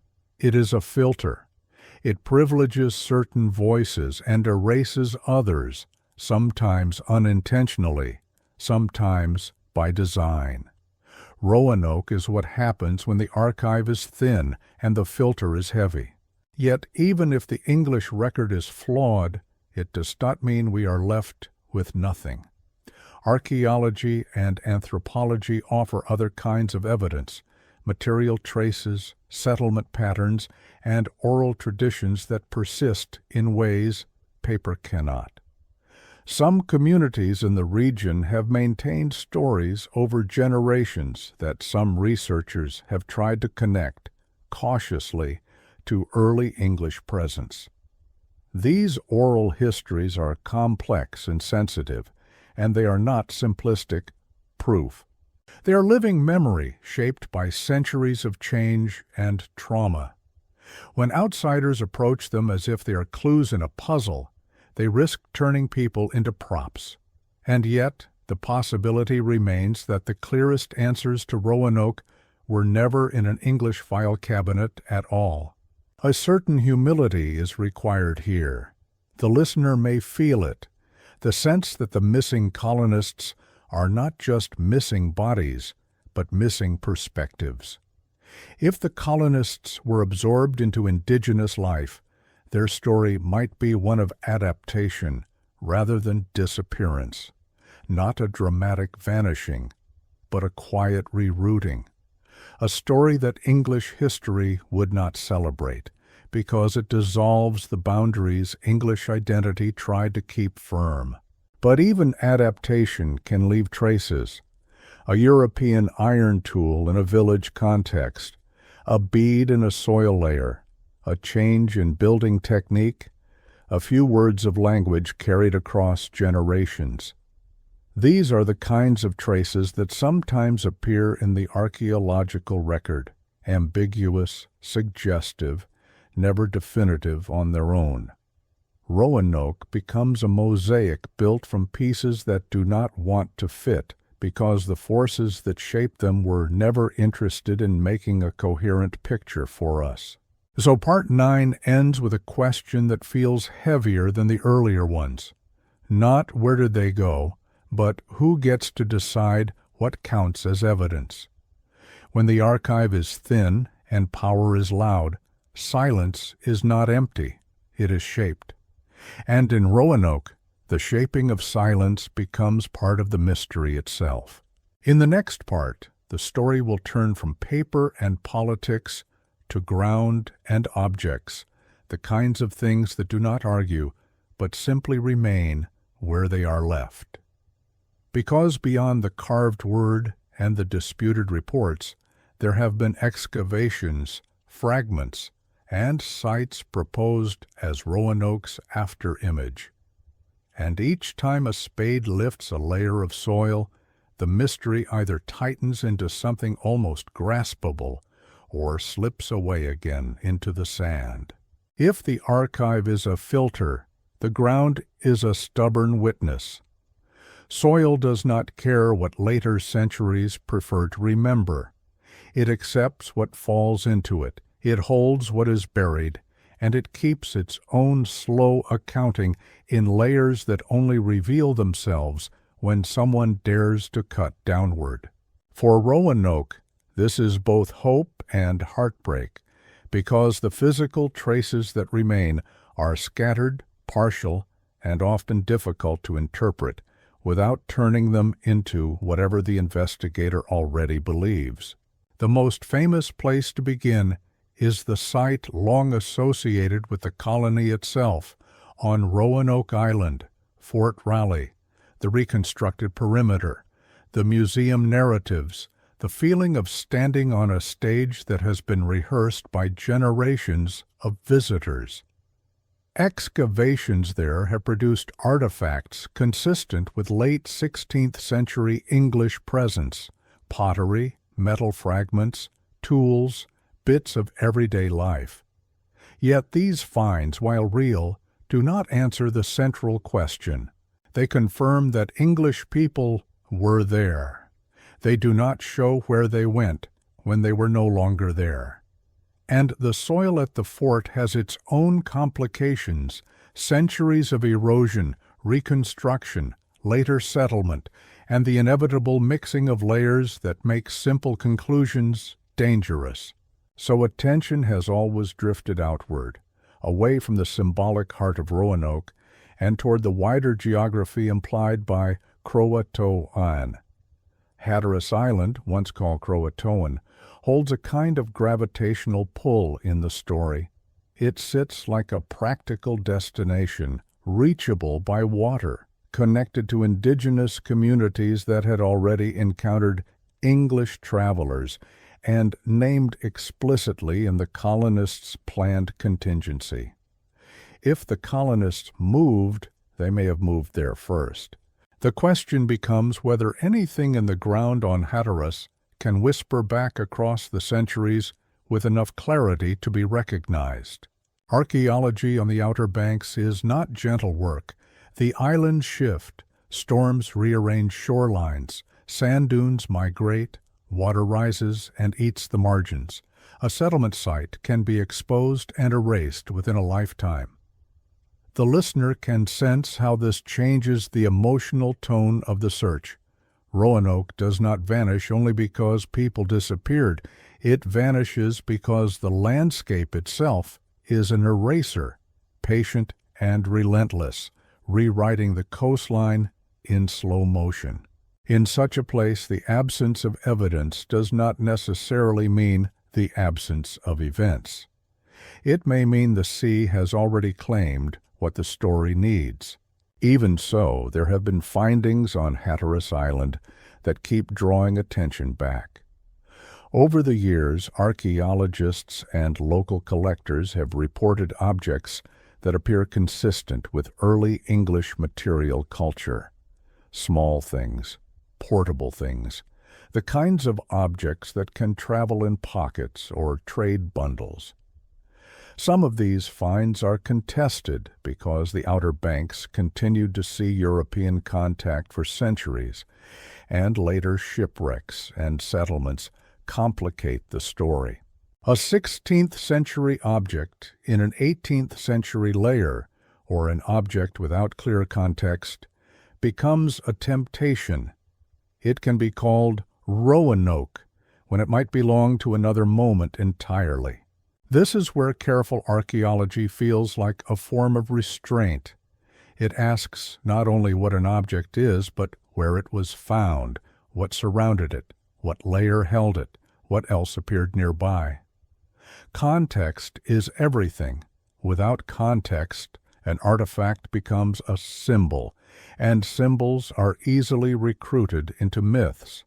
The Roanoke story is crowded with this danger. A single object held up to the light can be asked to carry an entire lost colony on its small shoulders. There have also been claims over the years that seem to promise too much clarity. The most famous is the so-called Dare Stone, a carved message purportedly linked to Eleanor Dare, discovered in the 20th century and later judged by many scholars to be a hoax. The stone remains a lesson in why Roanoke's mystery is so vulnerable. People want a sentence that resolves the ache. They want a confession written in plain language, a final coordinate, a tidy ending. When the historical record refuses to give that, the human imagination steps in with counterfeit certainty. The Dare Stone sits in the story like a warning sign. Even the desire for truth can manufacture its own false evidence. And yet, the search has not been only about isolated objects.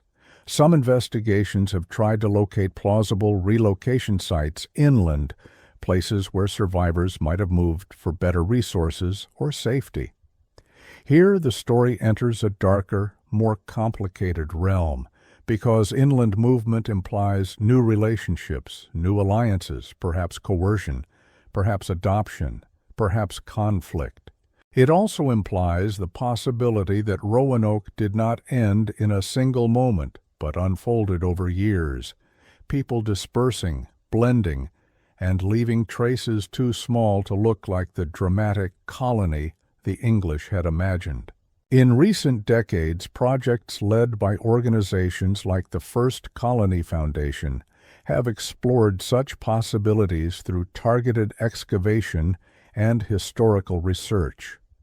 Some efforts have focused on the idea that a subset of colonists may have moved toward areas connected to English expectations of support, regions associated with the Chesapeake, or with networks of indigenous towns described in later accounts.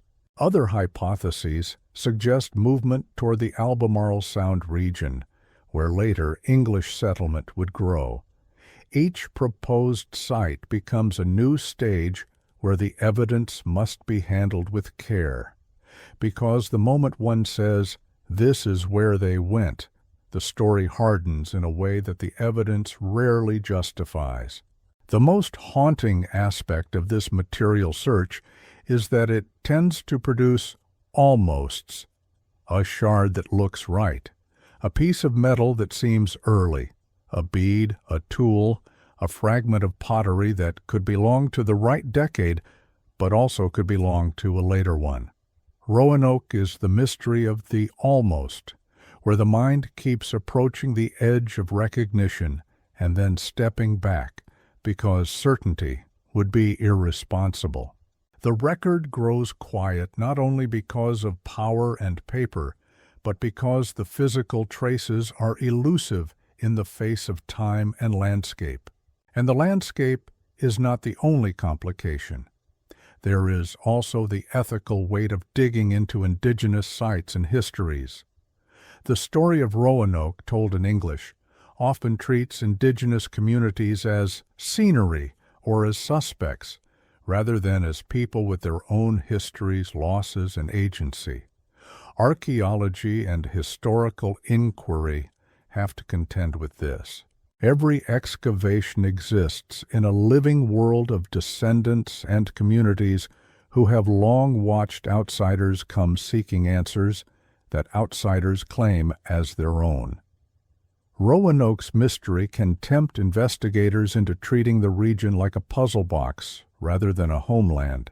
So the most responsible versions of the search move slowly. They acknowledge uncertainty. They weigh alternative explanations. They speak of possibilities rather than conclusions. An early English artifact in an indigenous context might indicate trade. It might indicate cohabitation. It might indicate adoption. It might indicate something harsher. The object alone cannot tell the whole story. It must be read within a broader web of evidence, historical accounts, settlement patterns, environmental realities, and the ways communities moved and survived along the Atlantic edge. Still, even with all this caution, the emotional pull remains. The listener can feel it, the desire to imagine an ending where the missing do not simply vanish into nothingness, an ending where the word Croatoan is not a tombstone but a direction, a clue that implies continuity rather than extinction. If the colonists were absorbed, then the colony did not die in a single dramatic scene. It dissolved into another world, and its remnants became unrecognizable to the people who came searching too late.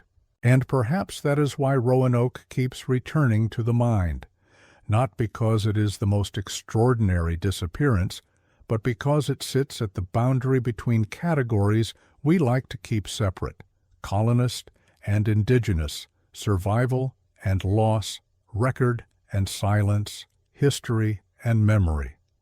The ground offers fragments, and the fragments refuse to become a single clean narrative. Part 10 ends with a quiet but persistent tension. If the landscape erases, if the artifacts whisper only in partial syllables, then what kind of evidence would be strong enough to truly shift Roanoke from mystery into history? Would it be a cluster of objects in an unmistakable layer, a settlement pattern that changes abruptly at the right time, a document that resurfaces from an overlooked archive, or something else entirely, something not in soil or paper, but in the way stories survive when official records fail. In the next part, the search will move toward that other kind of persistence, the patterns that repeat across different mysteries, and the way certain stories of vanishing behave like echoes across centuries. Because when one disappearance refuses to resolve, the mind begins to compare it to others. Lost expeditions, missing settlements, altered maps, and archives that thin out at the exact moment they matter most. And Roanoke begins to look less like a single historical wound and more like a familiar scar. There is a particular kind of unease that appears when a story refuses to end. Not the dramatic unease of danger in the moment, but the slow, persistent discomfort of a gap that remains open across centuries, as if time itself cannot close it. Roanoke carries that unease, and once it settles into the mind, it begins to behave like a lens. Through that lens, other histories start to look different. Other vanishings begin to feel less like isolated accidents and more like familiar patterns, moments when the record thins, when the map changes, when the testimony breaks, and the world continues anyway. In the soft hours of night, it is easy to forget how fragile historical certainty really is. People speak of what happened, as though the past is a fixed place, fully lit. But the past is not fully lit. It is a corridor with doors, and many of the doors are locked. Some were locked by accidents, fire, flood, decay. Some were locked by institutions that decided which papers mattered and which could be thrown away. Some were locked by the simple fact that those who could have spoken did not survive, or spoke in languages that later record keepers did not preserve. Roanoke is often treated as uniquely strange, but disappearance itself is not rare.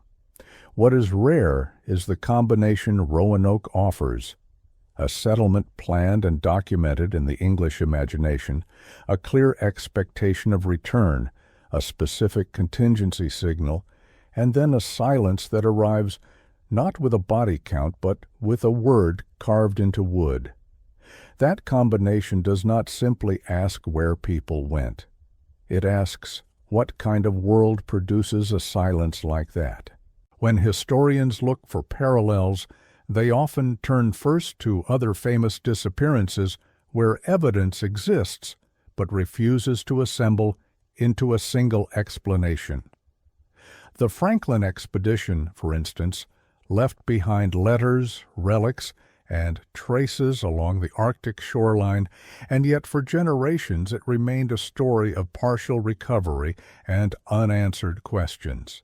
Even when evidence emerged, notes, skeletal remains, Inuit testimony, artifacts, interpretations still shifted as new findings appeared and older assumptions were corrected. The expedition did not vanish into nothingness. It vanished into a landscape and a set of conditions that broke the tidy relationship between planning and outcome. The record survived, but it survived unevenly. Roanoke is similar in the way it resists being pinned to one decisive scene. If violence occurred, it left no obvious massacre site that the record can point to without dispute. If relocation occurred, it left no single settlement that can be named with certainty as the colony's new home. If assimilation occurred, it left traces that may exist in cultural memory and scattered objects rather than in official English paperwork. In every case, the story is not a clean line. It is a dispersal. Another kind of comparison appears in disappearances shaped by the sea, where the environment swallows evidence quickly and without ceremony. The ocean is an archivist that does not label boxes. It takes what falls into it, covers it in sand, and shifts it out of view. Outer Banks waters, with their wrecks and storms, teach this lesson relentlessly. A ship can leave port and never return, and the absence can remain ambiguous for centuries. Even when wreckage is found, the sea often delivers it without explanation, fragments separated from their stories. But Roanoke sits between land and sea, and its mystery feels like a negotiation between those worlds. The colony could have moved by boat, it could have moved by foot, it could have scattered into multiple directions at once. The very flexibility of possible movement is what makes the silence so durable. A mystery with one path can be traced. A mystery with many paths becomes a fog. There is also a more unsettling pattern that appears when one looks beyond individual vanishings and into the nature of archives themselves. Many historical controversies share a certain rhythm, a small set of early references, then a widening gap, then later sources that speak indirectly, often through rumor, inference, or second-hand recollection. The most important moment is often the moment when documentation should be most abundant, when decisions were made, when consequences unfolded, when someone should have written something down. And yet that is precisely where the papers grow thin. It is not always a sign of conspiracy. Sometimes it is simply the nature of human record-keeping. People write when they have leisure, when they feel safe, when their world is stable. When a world is unstable, writing becomes secondary to survival. If the Roanoke colonists dispersed under pressure, whether pressure from hunger, disease, conflict, or political realignment, then their capacity to preserve a written narrative would have been limited. Paper is vulnerable. Ink fades. A journal can be ruined in rain, lost in a rushed flight, traded away for food, or buried with someone who dies far from the place where anyone would know to search. Even if a colonist wrote a final account, the odds of that account surviving and traveling into English hands were never high. The world Roanoke existed in did not guarantee the preservation of European documents. It did not privilege them. It did not protect them. And then there is the deeper question that lingers beneath the idea of missing records. Whose records were missing in the first place? The Roanoke story, as usually told, is framed by English documentation, English plans, English names, English expectations. Indigenous histories in the region were not primarily preserved through English paper. They were preserved through lived continuity, oral tradition, and community memory that does not always align with the needs of an English archive. To ask the English record to provide a full answer is to ask a narrow channel to carry the whole river. This is where Roanoke begins to resemble other historical gaps where two worlds touched, and only one world's paperwork survived in the institutional sense. In many colonial frontiers, the story of what happened is shaped by whoever did the most writing and whoever controlled the later storage of writing. Silence can be produced not only by loss, but by imbalance. It can be created by the fact that one side's records were never collected, never cataloged, never treated as history in the way the other side's papers were. So the mystery becomes more than a missing colony. It becomes a case study in how historical knowledge is built, from fragments that were preserved by chance, curated by institutions, and interpreted through the assumptions of later eras. Roanoke's enduring power may lie in how clearly it reveals this process. It shows that a story can be both real and unresolved, both documented and unstable, both famous and unknowable. And as the mind makes these comparisons, another motif begins to emerge, one that fits Roanoke too well to be ignored. Across disparate mysteries, certain phrases and gestures repeat. The last note, the final word, the last report filed before the archive goes quiet. The map that shows a line one year and erases it the next. In Roanoke, the final word is literally carved into wood, and it feels like a signature left at the edge of disappearance. In other cases, the final word exists in a logbook, a telegram, an official memo that ends abruptly. The pattern is not proof of anything hidden. It is simply the shape of human endings, when endings arrive before anyone is ready. What makes Croatoan so haunting is that it is both a clue and a refusal. It points somewhere, yet it does not tell the story of the journey. It implies intention, yet it withholds the reason. It suggests that someone had enough time and enough presence of mind to leave a marker, yet not enough time or not enough certainty or not enough safety to explain. It is a word that invites pursuit, while warning that pursuit may not resolve anything. If Roanoke is part of a larger pattern, then perhaps the next step is not to search only for physical traces or a missing letter, but to examine what happens when English narratives encounter the limits of their own control. Because the colony was not only an experiment in settlement, it was an experiment in projecting authority into a world that did not belong to England. And when that projection failed, or when it was forced to adapt, the record may have bent in ways that later readers mistake for erasure. Part 11 leaves the listener with a quieter, heavier question. If Roanoke's silence is shaped not only by what happened, but by what kinds of stories survive, then where should the search turn next? Deeper into the ground, deeper into English paper, or deeper into the spaces where memory lived without being filed away? Spaces that might still carry echoes of Croatoan, but not in the way the English were trained to recognize?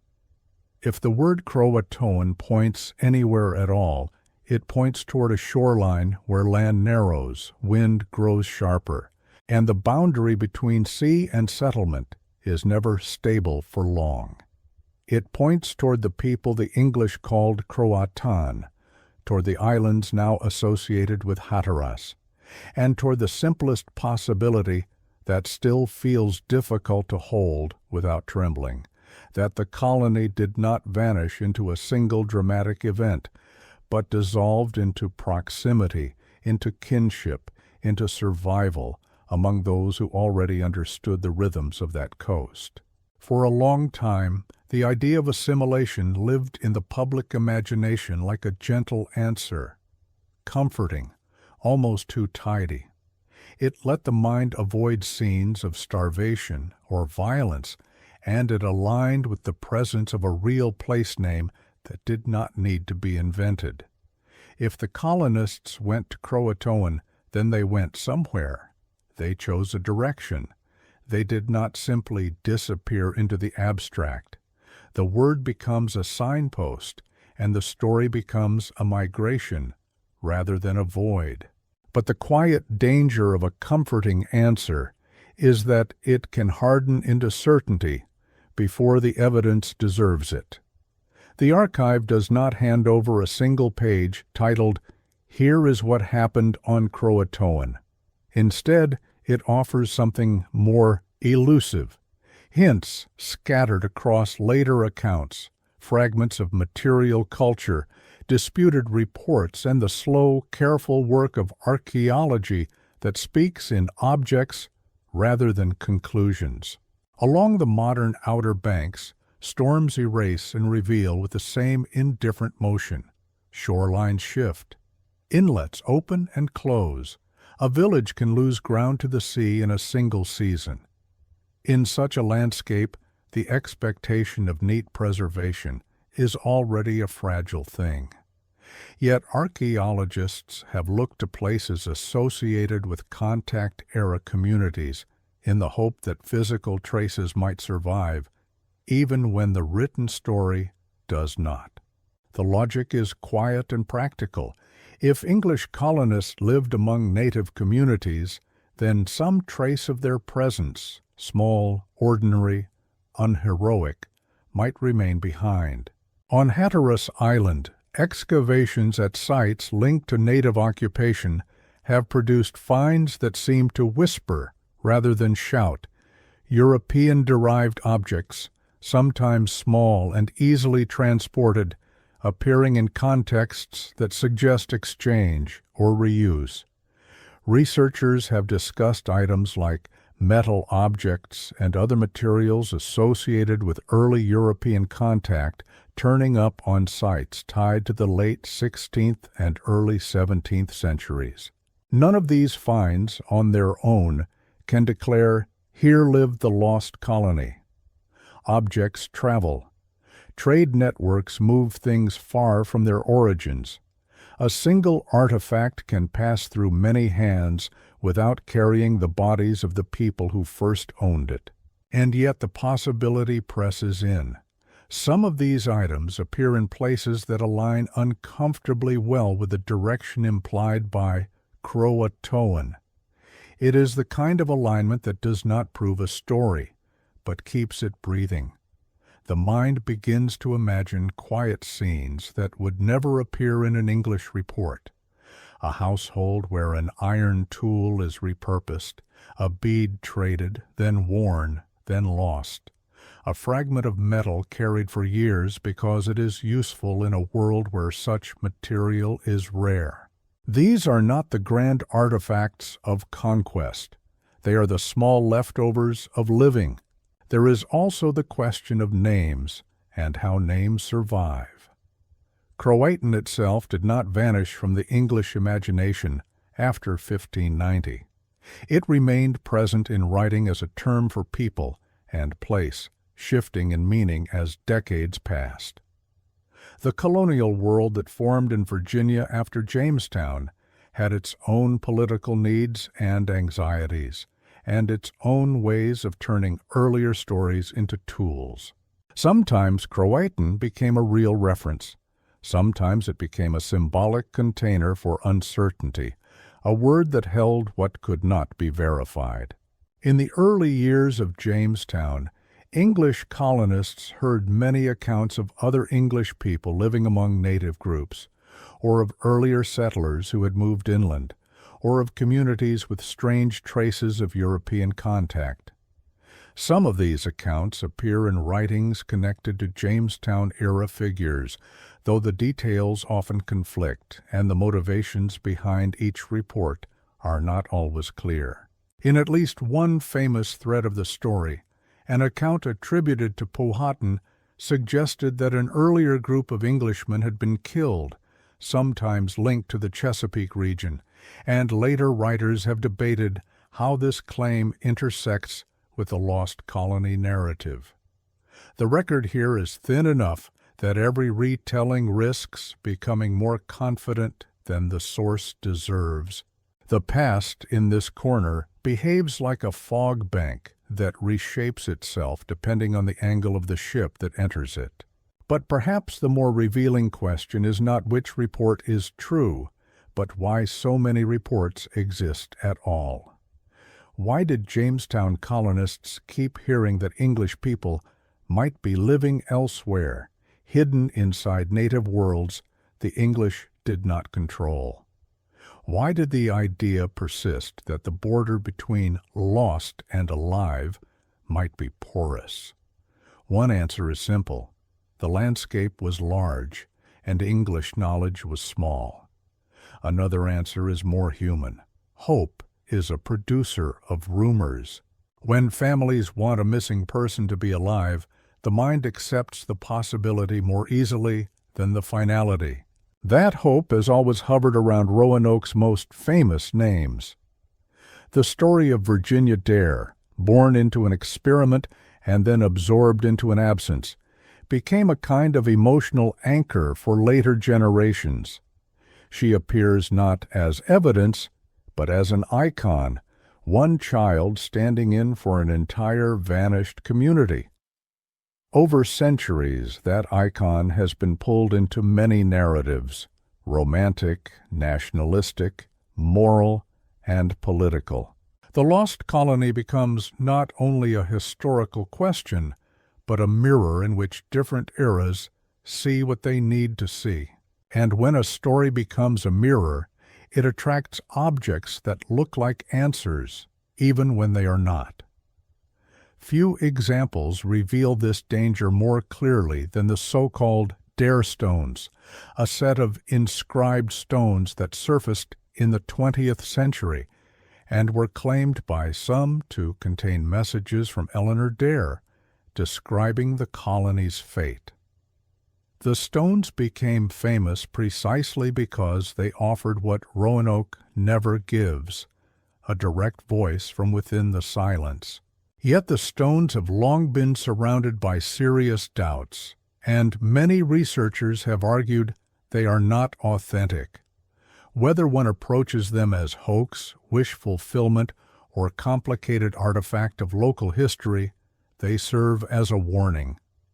In the space of Roanoke, the hunger for closure is so strong that it can generate closure out of stone, out of handwriting, out of anything that resembles a final page.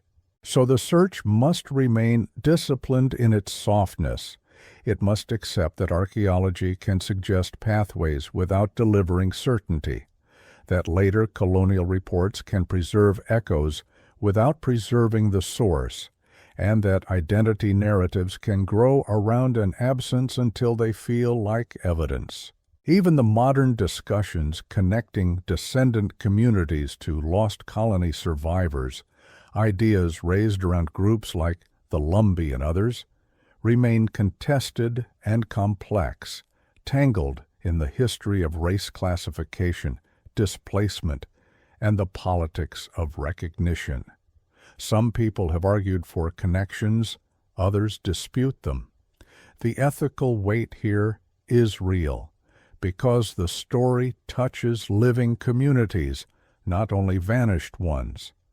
And the historian's caution becomes more than method. It becomes responsibility. Still, the word on the post refuses to lose its gravity. Croatoan remains not as a solution, but as a direction that keeps drawing the mind back to the same shoreline. If the colonists moved there, then they stepped into a world of alliances and pressures the English barely understood. If they lived there for a time, then their English identities would have softened under necessity, their language altered by daily contact, their children shaped by different customs, their story carried not in paper, but in people. And if that happened, then Roanoke's silence is not only a mystery of disappearance, it is a mystery of transformation. The question that rises now is quieter than the earlier ones, and perhaps more unsettling. If the colony did not end in a single moment, but dissolved into other lives, then what kind of evidence should anyone expect to find centuries later in a coastline that moves, in an archive that favors one kind of voice, in a history that has repeatedly turned Roanoke into a symbol? And if traces exist, are they still being searched for in the right places? Or are they hidden in plain sight inside the stories institutions prefer to tell? What often feels most haunting in this story is not the idea of a massacre, or a storm, or a secret rescue that never made it into the record.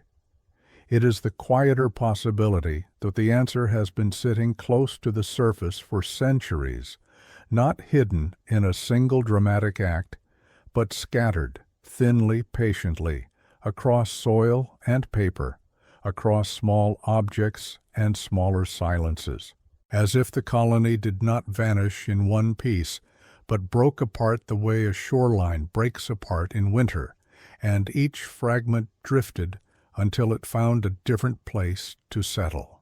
For a long time, Roanoke seemed like the kind of mystery that could only be solved with a single decisive discovery: a mass grave, a confession, a surviving letter, a map with a final arrow that everyone somehow missed.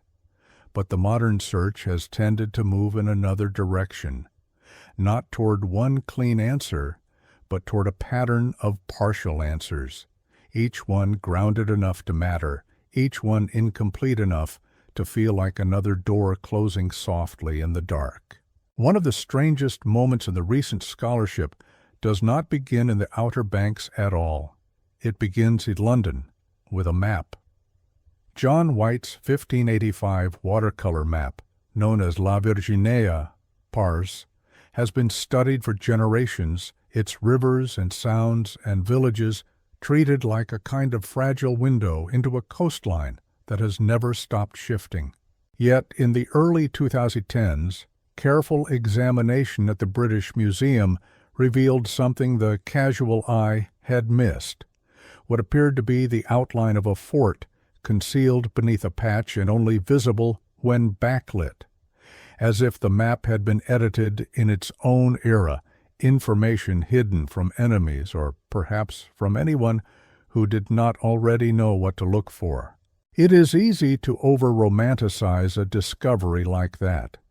A hidden symbol feels like a coded message from the past, and the mind, especially a mind steeped in Roanoke, wants to turn it into a single sentence that explains everything. But even when scholars treat it with restraint, the implication is still unsettling. The map itself suggests planning beyond the island, an inland option, a second place that mattered enough to mark and then conceal. From there, the story moves inland, away from the salt air and the dunes, toward the quieter interior, where rivers braid through low country and the line between land and water feels less like a boundary and more like a slow negotiation. A nonprofit research group, the First Colony Foundation, pursued this clue, carefully, methodically, in the way archaeology often has to work when it is dealing with a myth that everyone already knows.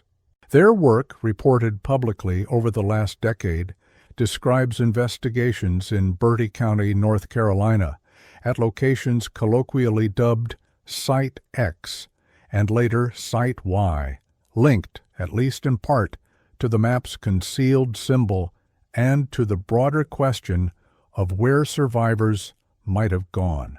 Here the evidence becomes the kind that does not thunder. It whispers: ceramics, pottery fragments, the kind of objects that do not carry dramatic inscriptions, that do not announce themselves as belonging to a named person.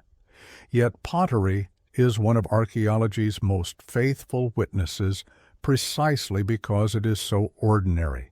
People cook with it, store food in it, carry water with it. When it breaks, it stays.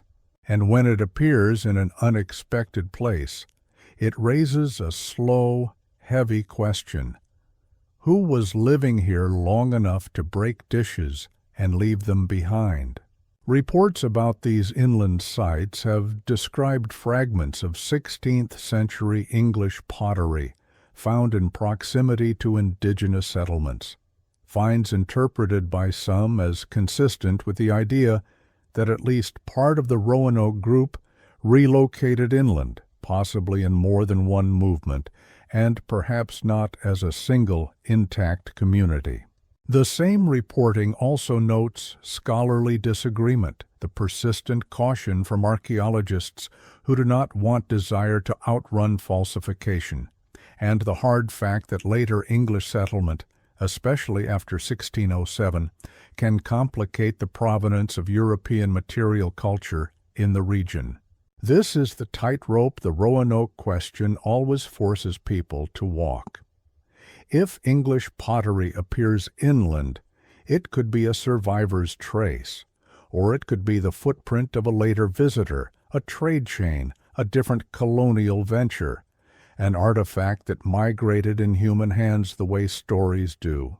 Even advocates for the inland scenario acknowledge that interpretation depends on context, the mix of artifacts, their dating, what else is absent, what else should be present if the material belonged to a later colony.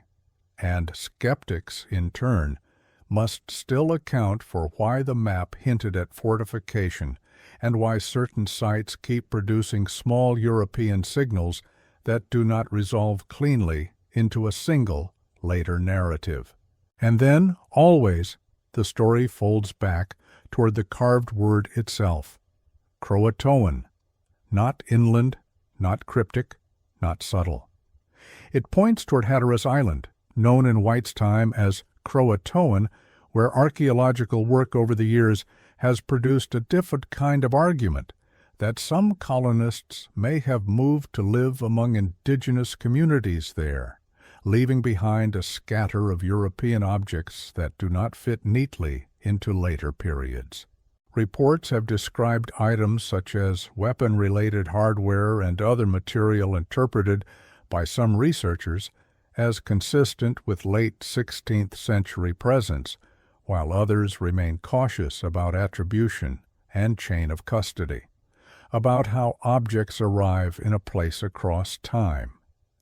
The tension between these readings does not weaken the mystery, it strengthens it, because the two paths, Hatteras and inland, do not necessarily exclude one another. They hint at division. Division is a word that sits badly in the throat because it suggests people being forced into choices that do not look like choices at all. A hungry group, isolated, unsure when or whether supply would arrive, surrounded by shifting alliances and old grievances, might split for reasons that never made it into any report. A quarrel, a fear, a promise of food, an invitation to safety, an argument about which indigenous neighbors could be trusted. Or perhaps it was more practical than emotional. Perhaps a smaller party traveled to seek help, or to scout, or to trade. Perhaps the colony became what desperate groups often become, an organism adapting by separating into parts. When the modern research points toward a scenario in which survivors splintered, it does something quietly profound to the original carved word. Croatoan stops being a single destination and starts feeling like a signpost left by whoever still believed in signposts. Not a complete confession, but a minimal message. We went toward the place you already know. Yet even this may not have been the whole truth, only the truth a carver could afford to leave behind. The record goes quiet after that, and the quietness itself begins to feel like a kind of pressure, because silence is not only absence. In colonial history, silence can be a structure. It can be created by catastrophe, yes, but also by assimilation, by the swallowing of a small group into a larger community where names change, languages shift, and the very thing later historians look for, an English continuity, simply dissolves. Silence can be created by politics, the later need for clean origin stories, the discomfort of admitting that England's first colony might have ended not in heroic persistence, but in dependence, in adoption, in becoming something else. Silence can also be created by the earth itself. The coastline has moved, inlets have opened and closed, storms have bitten pieces off the map and carried them away. What is washed out to sea does not come back with annotations. And so, in the modern era, the search becomes a kind of slow triangulation, a hidden fort symbol on a map examined under unusual light, a cluster of pottery fragments inland, suggestive but debated, a competing trail toward Hatteras, supported by material culture and the blunt testimony of the carved word itself. Each clue feels like a hand reaching out from the past, and yet each hand withdraws as soon as someone tries to grip it. It is tempting at this point to demand a verdict, to pick one route and walk it hard until the story becomes simple. But simplicity has never been Roanoke's gift. Its gift is a more uncomfortable lesson, that history does not always end in an answer. Sometimes it ends in a migration of fragments, in a set of overlapping lives that refuse to be filed under a single label. And still, if a group did go inland, guided by a plan hinted at in ink and patchwork, then another question rises in the mind with the softness of a tide pushing under a door. Why does the official paper trail after 1590 feel so thin, as if someone expected the story to resolve itself without being written down? And in the decades that followed, when new English settlements arrived, who had an interest in letting the older disappearance remain a legend instead of a complicated, living aftermath? Because the strangest thing about Roanoke may not be that people vanished. It may be that the world kept moving, building, naming, claiming, and yet the colony remained a blank space large enough for every later era to write its own fear into it. And when a blank space lasts long enough, it begins to look less like an accident and more like a deliberate kind of forgetting. In the next part, the trail narrows again, not toward a place, but toward the moments when records should have thickened and instead became thinner, toward the years when testimony might have survived and yet arrived only as rumor, as second-hand mention, as the kind of story that does not sit comfortably in any archive. And that is where the real unease begins, not in what might have happened to the colonists, but in how easily their aftermath could have been absorbed, renamed, and filed away as if it were never meant to be found. By the time the word Croatoan hardens into legend, it has already begun to behave like a mirror. It reflects whatever the viewer brings close to it, a rescue that never happened, a warning that arrived too late, a clue left by people who knew how quickly clues can be erased. And in the quieter corners of scholarship, it reflects something more fragile than any theory, the desire for a physical trail, a piece of ground that still remembers what paper forgot. There is, of course, the plainest reading. Croatoan was a place, a small island to the south of Roanoke, known today as Hatteras Island, part of the Outer Banks. English accounts from the period describe a people called the Croatoan, and earlier voyages recorded some degree of familiarity between those island communities and the English, a kind of cautious friendship that did not exist everywhere along the coast. If the colonists were going anywhere, they could plausibly survive, anywhere they might find shelter, water, and a language already half learned. Croatoan makes a certain grim sense. It is a word that points simply to the nearest human warmth. Yet the record refuses to settle. The same few documents that keep Croatoan alive also keep it incomplete. John White returned in 1590 and found no bodies, no mass grave, no signs of a battle. He found instead a deliberate absence, and absence is difficult to excavate. For centuries, that difficulty encouraged the mind to roam. Stories grew in the gaps. Assimilation, slaughter, secret evacuation, a migration inland, a lie told to survive, a word carved under pressure. But the modern world is not satisfied with a carved word. It wants residue. It wants material. It wants, if possible, a shard that fits. And so the search changes shape. It becomes less about a single dramatic moment and more about slow, careful work in sand and soil. Archaeologists have returned again and again to the places that seem most likely to hold any trace, the Roanoke site itself, and Hatteras Island, where the name Croatoan leads like a finger drawn across a map. On Hatteras, excavations have produced a small, unsettling category of objects, items that look English, or at least European, appearing in contexts associated with indigenous habitation.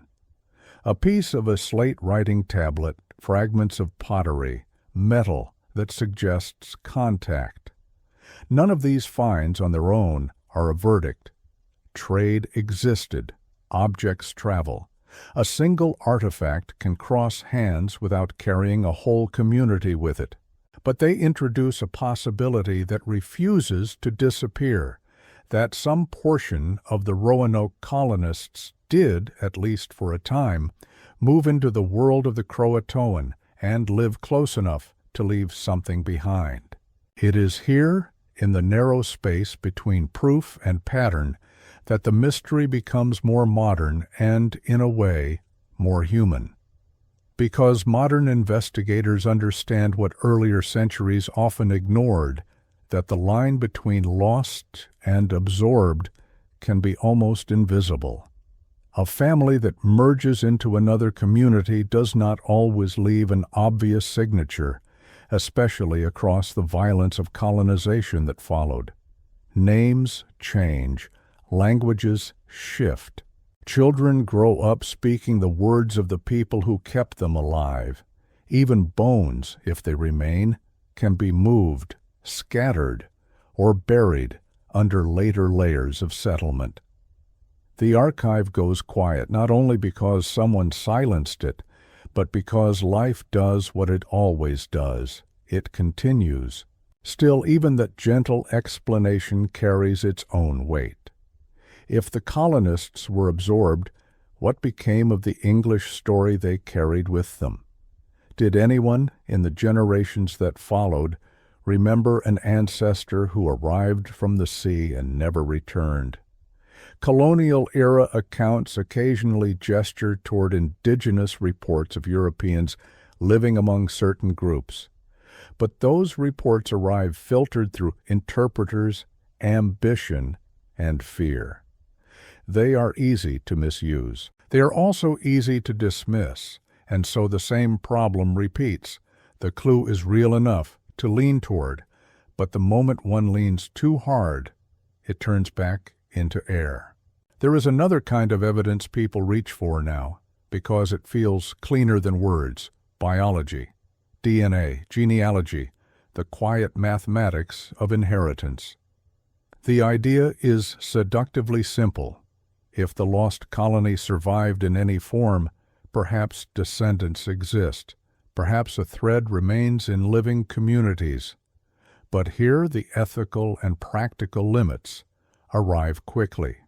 Records from the 17th century are incomplete. Later disruptions, disease, displacement, forced removals, fractured lineages, and scattered families. Even if genetic traces exist, they would not point neatly to a single origin. And to hunt for proof in living people risks turning communities into exhibits, their identities treated as instruments for someone else's closure. The more careful voices tend to step softly here. They acknowledge the temptation, and then they pause. Meanwhile, the physical landscape itself offers another whisper: climate. The late 16th century in the North Atlantic world sits within what historians often describe as the cooler, less stable conditions of the so-called Little Ice Age. Tree ring studies in the region have been used to suggest periods of severe drought around the time Roanoke struggled to survive. Drought does not create mystery by itself, but it creates pressure that can force migration, conflict, and difficult choices. It can turn a settlement into a question. If the colonists were hungry enough, and if relations with neighboring groups became strained, then leaving Roanoke quietly, quickly, might have been less a mystery than a necessity. But necessity does not explain the careful carving. It does not explain why the promised destination was not reached by the man who returned. It does not explain why the map ends exactly where the stakes begin. And then there is the strange afterlife of evidence itself, the way false objects can enter the story and cling there, feeding the hunger they were made to satisfy. The so-called dare stones, for example, appeared in the 20th century with inscriptions claiming to solve the mystery in a voice that sounded almost too eager to be true. They offered names, movements, deaths, a narrative shaped like an answer. Many scholars have rejected them as forgeries. The very existence of the stones becomes, in that view, another symptom of the same ache. When the real record refuses to speak, someone eventually tries to speak for it. The stones remind the listener that not all artifacts are relics. Some are mirrors held up to the desire for closure. In a quieter way, even legitimate documents can feel like mirrors. The patches and markings on John White's surviving maps, places where ink suggests planned fortifications or intended movements, have been examined and re-examined, sometimes with modern imaging, sometimes with old-fashioned staring. The maps do not confess, they hint. They show intention and uncertainty at once, like a hand hovering above a page, unsure where to draw the next line. The more one looks, the more the map becomes less a tool and more a portrait of anxiety. And hovering behind all of it is the larger shape of English colonization, still forming, still unsure of itself. Roanoke was not the confident beginning of an empire. It was a fragile experiment, conducted at the edge of supply lines and political patience. When Jamestown was founded years later, the region was already threaded with indigenous politics and strained by the arrival of foreigners who carried not only metal and language, but disease and ambition. Any memory of the Roanoke colonists, if it survived at all, would have had to pass through that narrowing corridor, through years when survival demanded silence. So the trail goes cold in a new way, not as a single vanished moment, but as a long cooling of the record. Archaeology offers fragments that suggest contact, but refuses to declare reunion. Climate history offers pressure, but not a confession. Genealogy offers possibility, but not a map. The carved word remains not because it answers everything, but because it answers nothing completely. It stands at the intersection of two truths that do not like to share space, that something happened, and that we may never know exactly what. And perhaps that is why Croatoan still stirs the mind in the late hours, when the world is quiet enough to hear what the day drowns out. The word is small, but it holds a whole problem. What does it mean to be lost, not in the woods, not at sea, but inside history itself? If the colony did not die in a single catastrophe, if it dissolved into other lives and other languages, then the mystery is not an ending. It is a transformation that the archive was not built to record. It is history failing at the exact moment life succeeds. And in that thought, another door opens, less about Roanoke and more about the way the world remembers. Because if one small community can disappear so thoroughly while leaving behind a single word carved into wood, what does that say about everything else we assume the past has preserved? What else has been quietly absorbed, quietly renamed, quietly carried forward, until the origin is no longer visible at all? By the time the lost colony becomes a story everyone knows, it has already become something else as well, a habit of mind. a way of looking at the past and noticing the places where the light does not reach. The listener may have arrived at Roanoke expecting a single vanishing, a neat kind of absence, a fort found empty, a word carved like a final breath. But the longer the record is held up to the ear, the more it sounds like something slower, not a shout, a dimming, a gradual retreat of certainty, until even the questions feel like footprints filling with sand. It is tempting, at this edge, to demand one last firm shape, to choose the most reasonable path and declare it the path that happened. To say the colonists went to Hatteras, or they went inland, or they were taken, or they were welcomed, or they were broken by hunger and fear. Each of these possibilities has been argued in public, and each of them can be made to sound persuasive if held at the right angle. The trouble is not that the possibilities are fanciful. The trouble is that the archive does not offer the final turn of the key. It offers instead a hand hovering above a map, an agreement made with the sea and broken by weather, a fragile settlement left alone long enough for its name to become a riddle. When John White left Roanoke, he did so with an idea of time that feels almost unbearably human. He would return soon. He would bring supplies. He would find his daughter, his granddaughter, his people.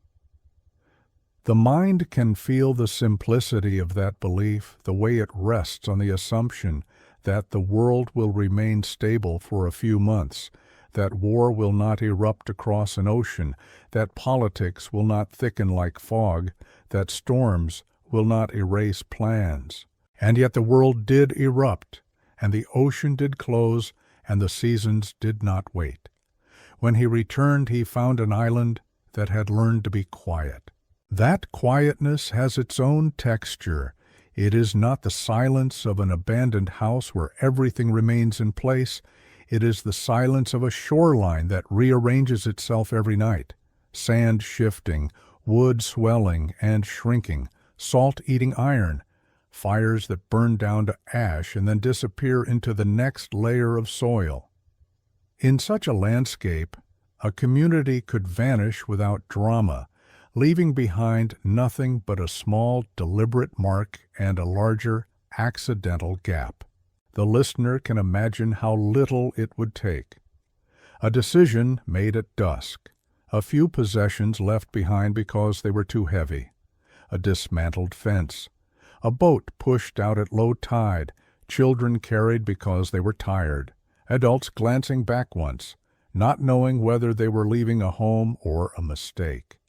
And then the island returning to its own slow work, covering the evidence like a patient hand. But Roanoke's mystery is not only made by nature, it is shaped by what followed.